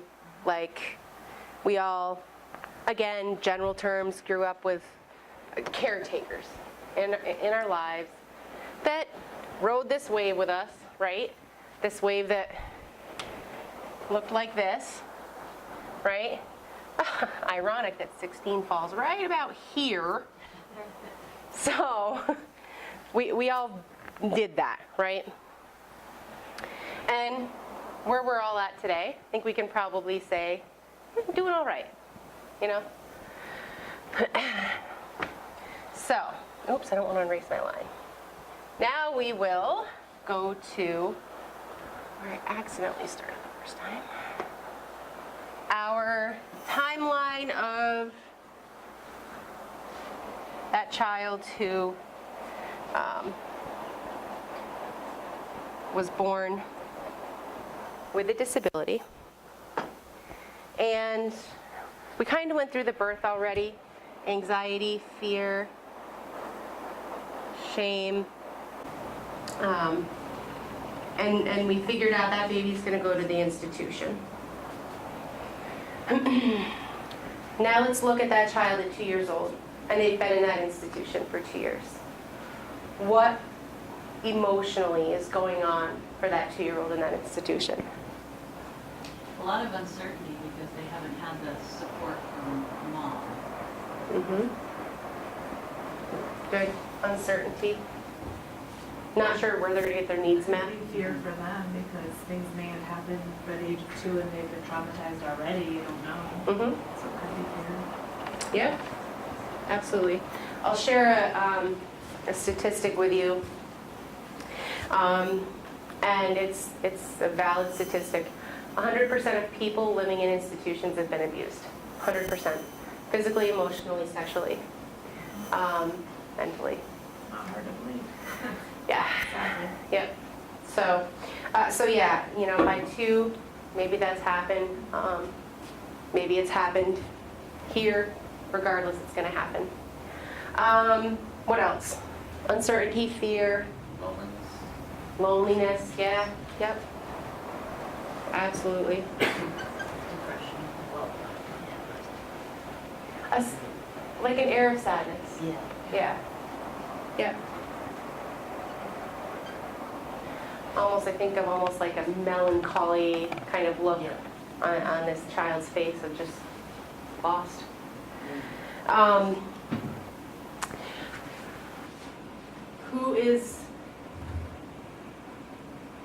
Who's most important to that 2-year-old? Maybe a certain staff member that they've met along, or that they've kind of grown close to, or? Yeah. There's Ratchet. Or Staff. not. A staff. Yeah. Whichever one shows up. Doesn't necessarily matter who. Just as long as somebody shows up to feed me and change this diaper that I've been sitting in for probably 3+ hours. And where does this child spend most of their time? Probably at 2 years old, probably in a room in a crib or something. Yeah, in a crib, yeah.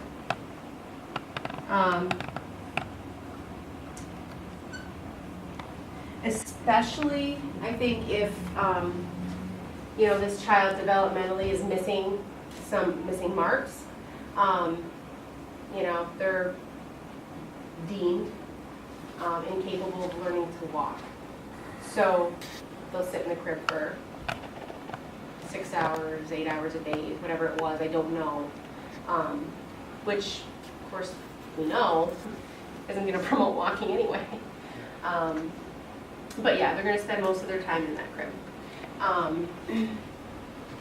Probably not alone in the crib. Probably a couple babies in that crib. All right, how about 6? What's going on for that 6-year-old at institution emotionally? Probably the same stuff, like still, scared, uncertainty of what's gonna happen. Maybe start to have anger or resentment towards their parents. Okay. Or anger Or towards the staff right, too. Yeah. exactly. Yep. Probably some Traumatized. stunted development because they haven't had the record route. So they're Limited learning. limited, yep. Okay. Yeah, probably not much socialization going on. Isolation, Yeah. yep. Yep. Very much so. I think what happens, at 6, somebody brought up anger toward mom and dad.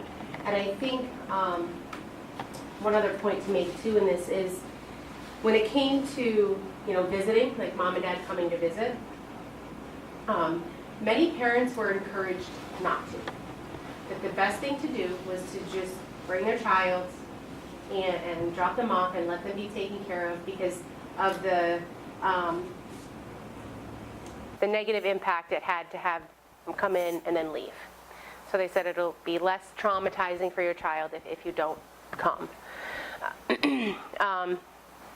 Which, when you think about the logic in it, you know, your initial reaction is, oh my God, how could you do that?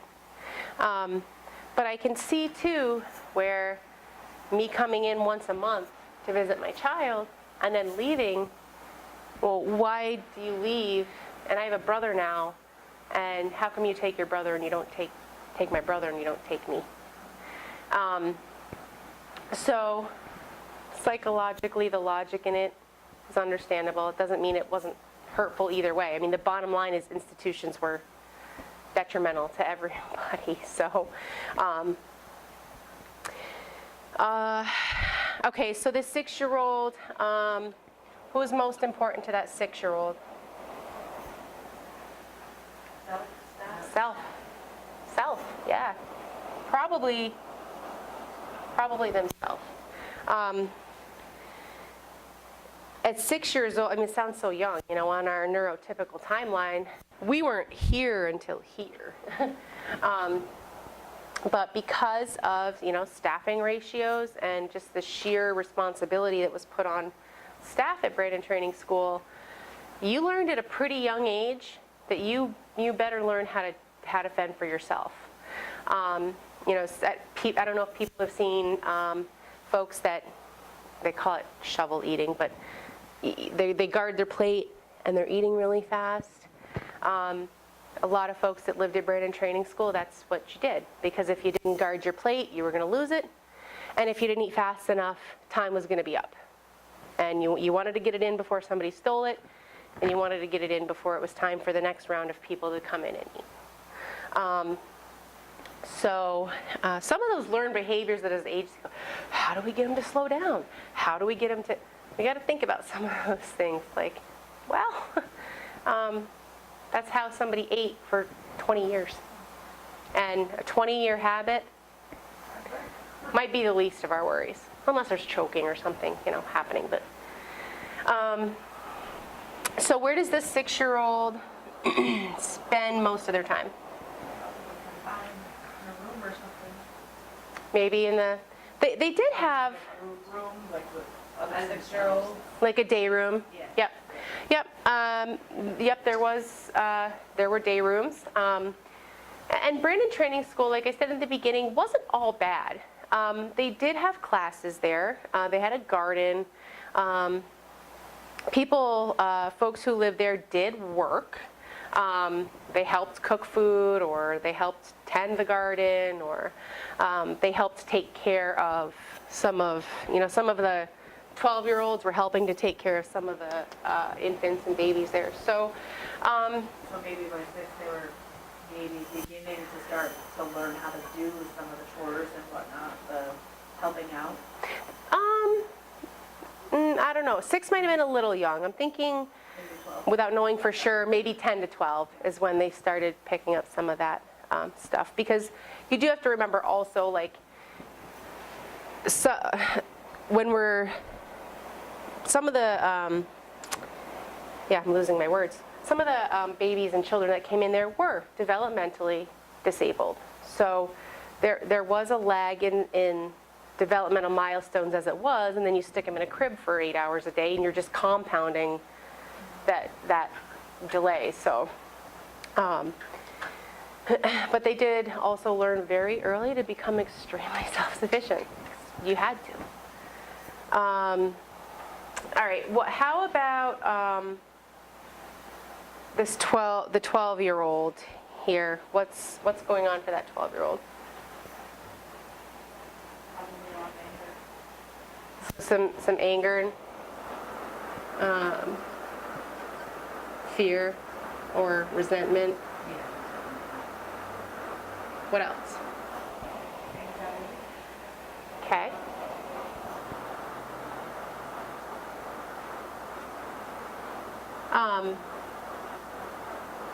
wanted to pause for a second. This 12-year-old has been living, they've never known anything different. So they haven't known freedom, choice, their own room. So at 12 years old, they may still have some anger or, about if mom and dad come and see and they leave. But it's the normal to them, so. Right, right. It's what they know. I would think that their self-esteem would be in the toilet. Okay. They're just not. I don't know. Why it goes off. A low self-worth, or maybe just this feeling of like, when you've been oppressed or not afforded the opportunity to learn a lot or grow, you may not know your own self-worth. You don't know it. You may not be negative about it, like I'm worth nothing, but you just you aren't really tuned into what you do have to offer. Does that make sense? Mm-hmm. What else? There's something else is happening here. Yeah, that's still happening, right? Those things don't go away. Like back here, on our neurotypical, we talked about the 2- and 6-year-old exploring, and that still happens here. That stuff doesn't not happen. It's just in a much different environment where that happens. Yeah, there was a lot of, kids stealing each other's things. You didn't really have belongings in there as a child. You didn't really have a toy. Or you may have had one for a while before it got stolen on you. So yeah, some of those same things that happened before still happen. It's just in a different framework. So puberty starts happening, and then who's most important again here? Yourself, right? And we don't have to go, completely through everything, because I think you guys are getting the idea that we have, so this child who's born into this world and put in an institution, the feelings of fear and loneliness and uncertainty, how that all equates to learning how to be self-reliant. And They may have learned to build relationships, but not with the love and support and what they would if they were in their own home. right. So they're building relationships, just not in a different way. Right.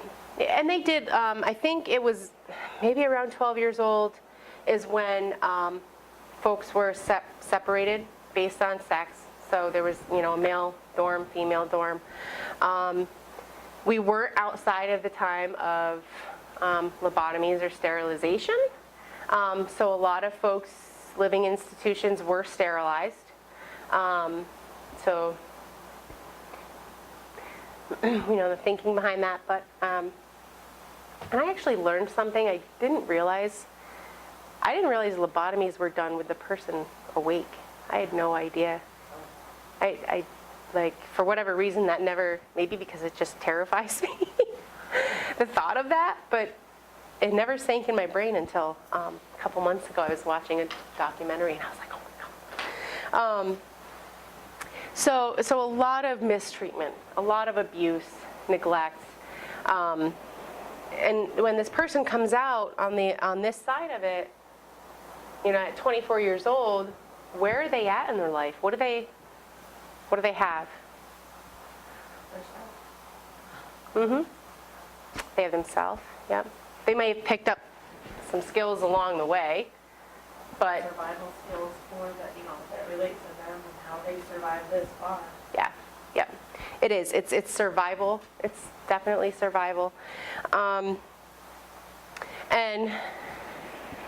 really, like we said, 100% of people were abused. So we know that this person at this stage of their life has suffered abuse.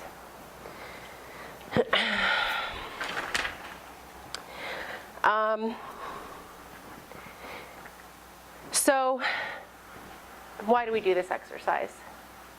What have you guys gotten out of this exercise so far? The differences of being in an institute and being confined and limited to, what it is in a loving, supportive environment. The real world or whatever. So comparison of the two. Has anybody ever heard the term frame of reference? So the frame of reference for this 24-year-old is what? Fear, anxiety, loneliness, sadness, abuse. So when we talk about maybe even perceptions and like communicating with body language, this person's frame of reference, I'm angry and I'm going to lunge at them or hit them. Versus our neurotypical child, oh, she's cold. Yeah, just comfortable for her. So to kind of tie that all together, why is it so important to ask, to communicate? What do you want? What do you need? Do you need help? What does that mean for you? What does that body gesture mean to you?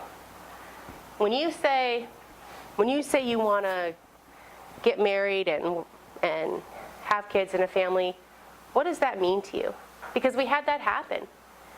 And we get wrapped up in, my God, she doesn't even have a boyfriend. How that's her goal. She wanted a party and she wanted to wear a white dress. So for her, wedding. That's the word that she used. It's our job to dig and find out, what does that mean to you?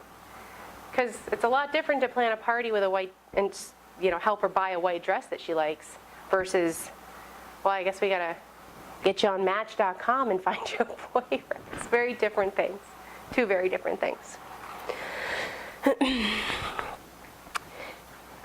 Any questions on that? Okay.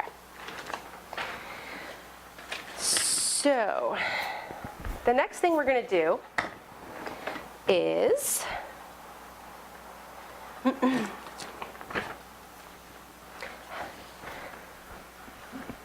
everybody have a pen? Something to write with. Let's look at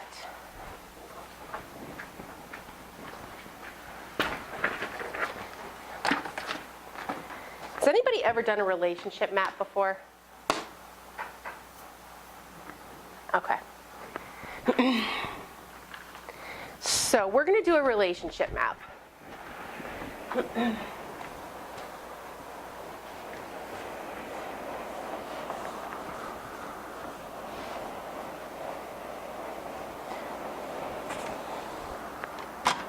So what you're going to do on your piece of paper that I just gave you is draw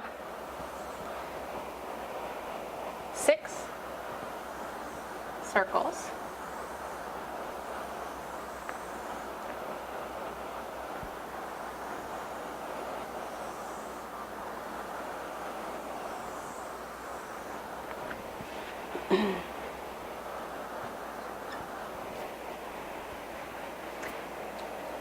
And what's that? I think it's like where you're the second person, then who's in your first circle, bubble, and then. Yeah. Yep.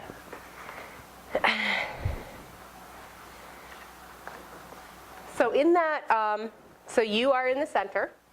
That first circle around, I want you to jot down the initials of people who you consider closest to you. Who are the most important people in your life?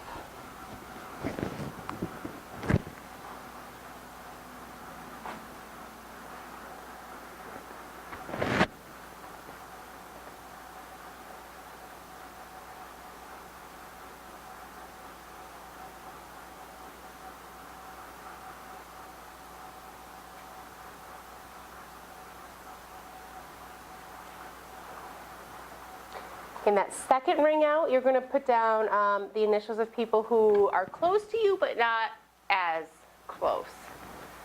An aunt, or not your BFF, just your BF. Not how that works.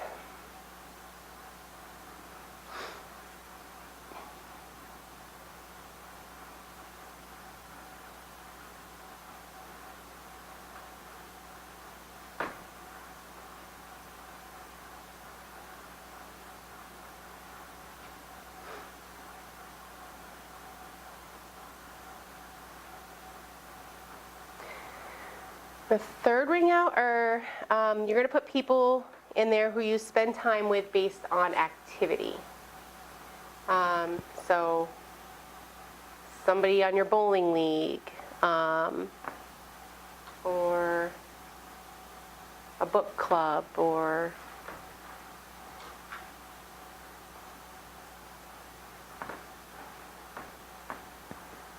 you probably don't hang out with them outside of that activity.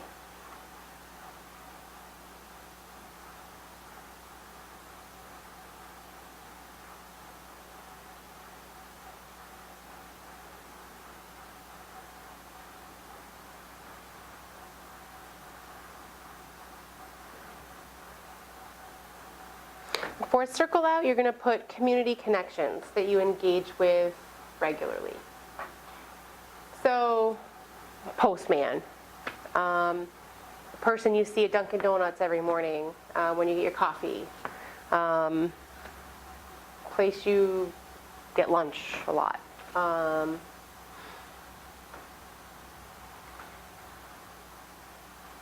teacher.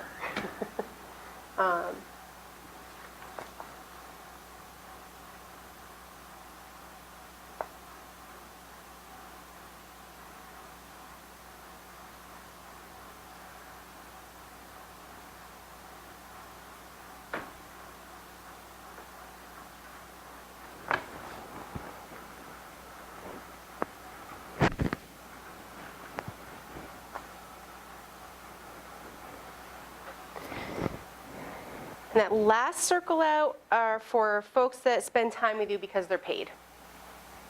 Your doctor, hairdresser, dentist, mechanic. Doesn't mean they're not important, it just means you really only see them when they're paid to be there.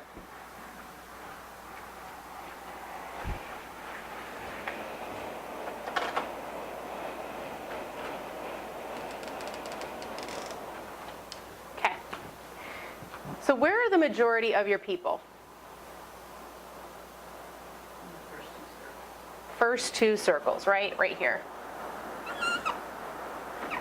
Ooh, this is a good marker. Majority of the people are in those first two rings, right? What are some of the qualities and traits of those people? Why are they there?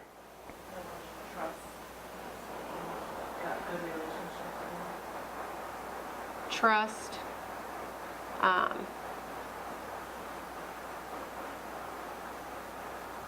good relationship. How have you built those things? What builds trust? What builds a good relationship? Communication, respect. Yeah? Okay. It's shared experiences together too, right? Like you've been through some probably pretty significant life changes with some of these folks. Marriages and babies and divorces and birthdays and all that kind of stuff. Great. So now I want you to flip the paper over and draw those 6 circles again.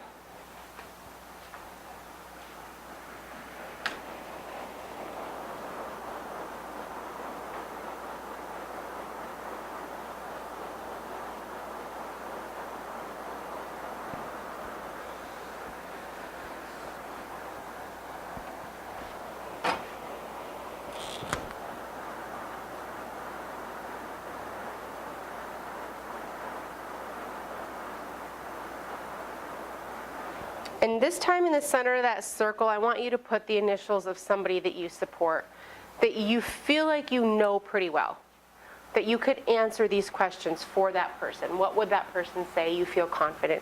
It's going to be real tough for you. So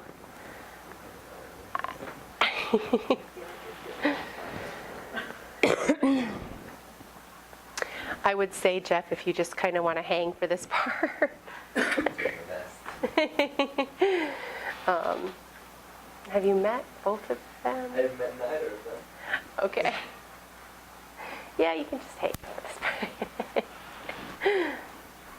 Okay, so for that first ring around that person, again, who would that person say is most important to them?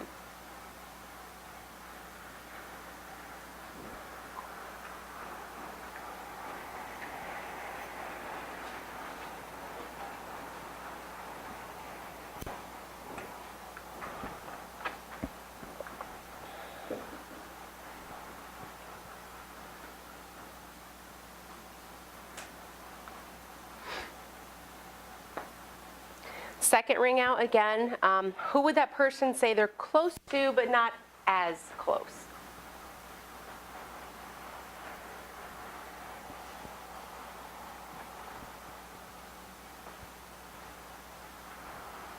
And people can fall in multiple circles. You know, the same person can land in more than one circle.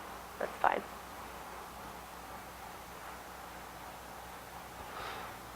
Third circle out is who do they spend time with based on activity?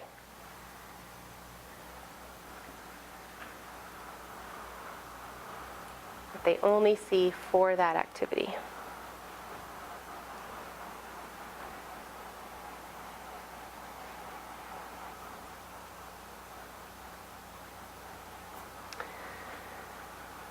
Fourth circle, community connections. Who does that person engage with regularly in the community?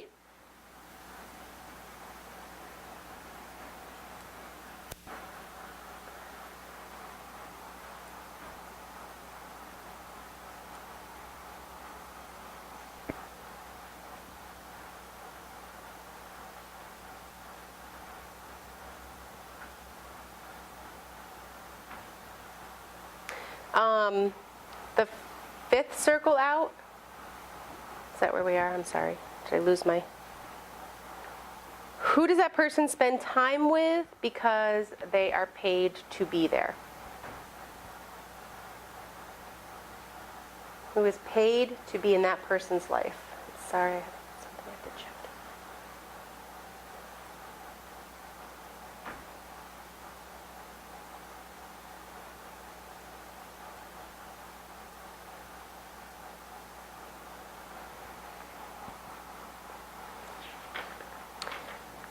Everybody else set with that? At least, I mean, for the most part.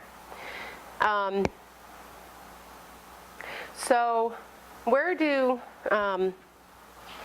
most of the people fall in this person's circle? Where are most of the names? In the last circle? Okay. So right out here is, okay, and maybe some in here. Okay. Mine was a little different because I know that the individual kind of can read her mind and know what she would say, so it'd be the first two. First Okay. one, actually, because I know who she's connected to and really has good relationships with, like, from there. It's like, So maybe like the first and fifth? First one, first and then like the more object one, yeah. So how many of the names are the same between here and here? None of them? Wow. Well, like, Couple? I guess two, because two of the ones that she's closest with could be her community people too. Okay. Who are her IAs with her. So. Yeah. Okay. And we're also the closest ones with her. So. Right. Okay. So there's a difference, right? There's a difference between your circle and the person's circle that you did. And what we typically find is that most of the people fall in here. There's a lot of crossover between here and here. Because, well, why? Why would this person say they're closest to me, but then they're also paid to be there?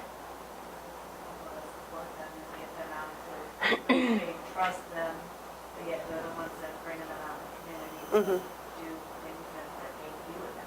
So they spend a lot of time with them, right? Right? And can we all agree that it would be our job, or I would see it as my job, if I'm in this circle, I should probably replace me with somebody else. Because I'm also here.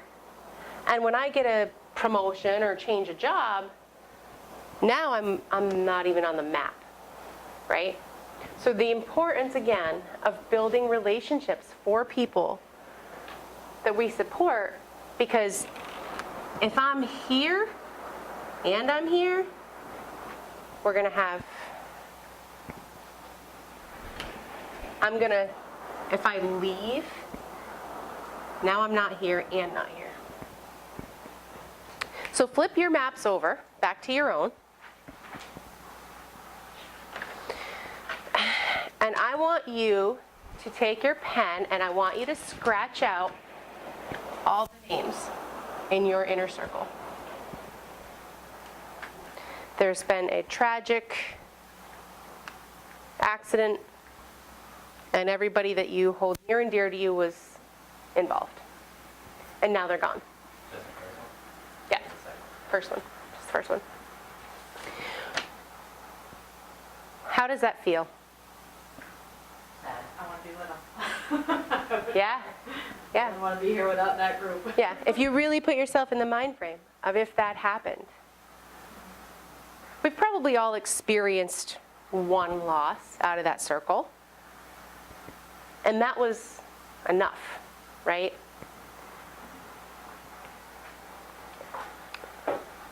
What are we going to do? We're going to grieve, probably for an indefinite amount of time.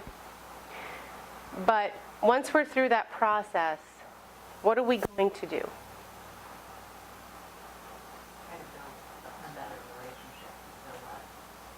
Yeah, we're going to fill that circle back up. Because we already talked about how human connection, right, is just built within us. As human beings, we seek to connect to other people. So we're going to refill that circle. And we're going to refill that circle because we are survivors. The human condition is to survive. And in order to do that, we're going to fill that circle back up. How are we going to fill that circle back up?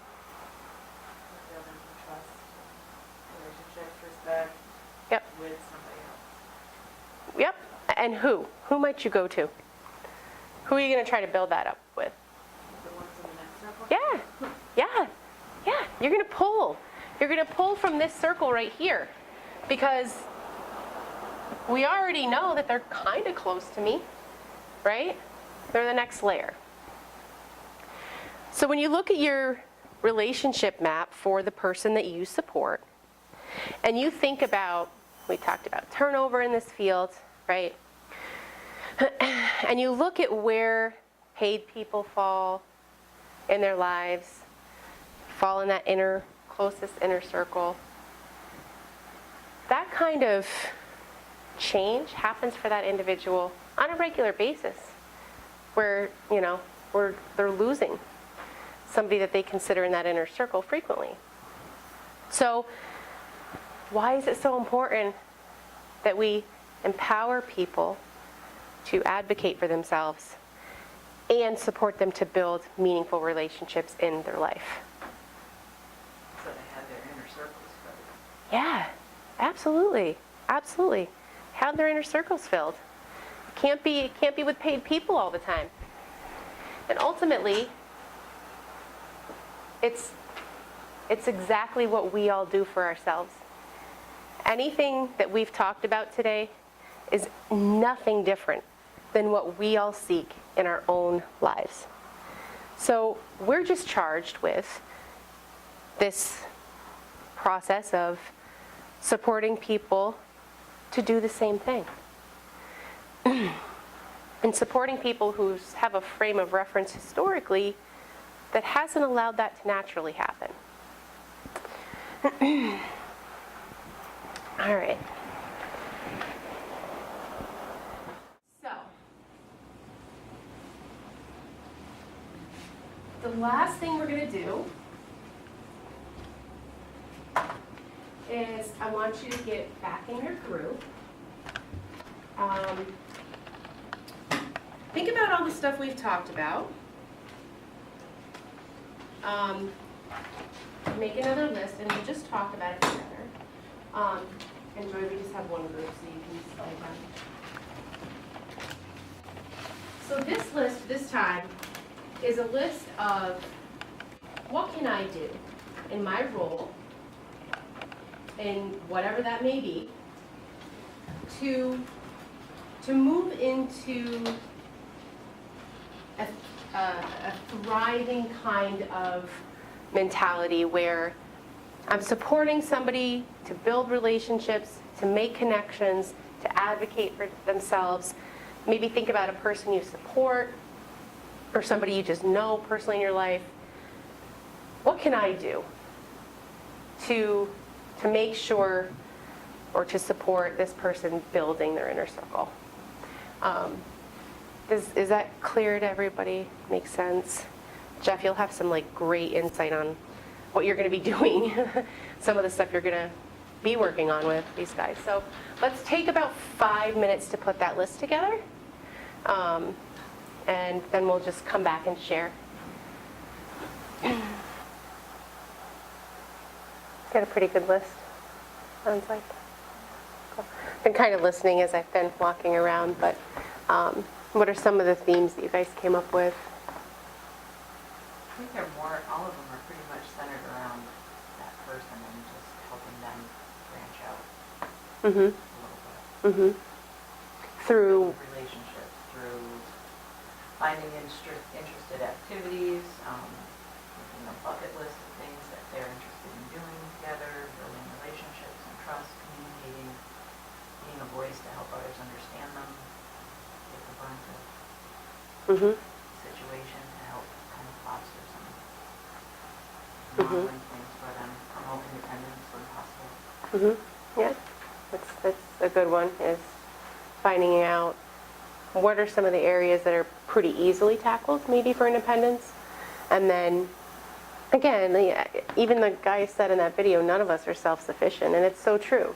None of us are completely self-sufficient. We rely on others I rely on somebody to change my oil. I could do it, I just don't want to.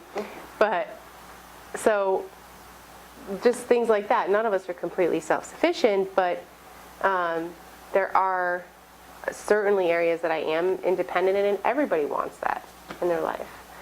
So identifying, where can we start with it, and where can it go too? And Joy, I heard you bring something up about routine too, and we didn't touch on it in the training, but routine isn't necessarily a bad thing if it's self-directed. And if that person is making choices, because we all have routines in our life that we follow. We get up at a certain time, to be to work at a certain time, probably generally try to cook dinner around the same time, stuff like that we choose to have in our life because it's our choice. So if it's a routine of our choosing, yes, absolutely. Some are a little more imposed, medication routines. You have to take meds at a certain time. The person can choose not to, but we still have that kind of routine we have to have. And it's whatever. It's an imposed routine that doesn't make sense. So, I know Roy Street worked really hard with their, mealtime, and well, dinner's at 6, and if you don't come down for dinner, and mealtime's over. Or having the choice. Well, this is what we cooked, but if you don't like it, there's this option too. So yeah, great. All right. Well, we do have a quiz. So, if you're watching this online, there is a SurveyMonkey link at the end of this training that will take you to this quiz. So, for those of you here in person, we'll get it taken care of now. And then I also gave you a evaluation paper that evaluates me and this training and how it went. So please, please, please fill that out. Helps me make changes and improve it along the way. Yeah, and thank you guys.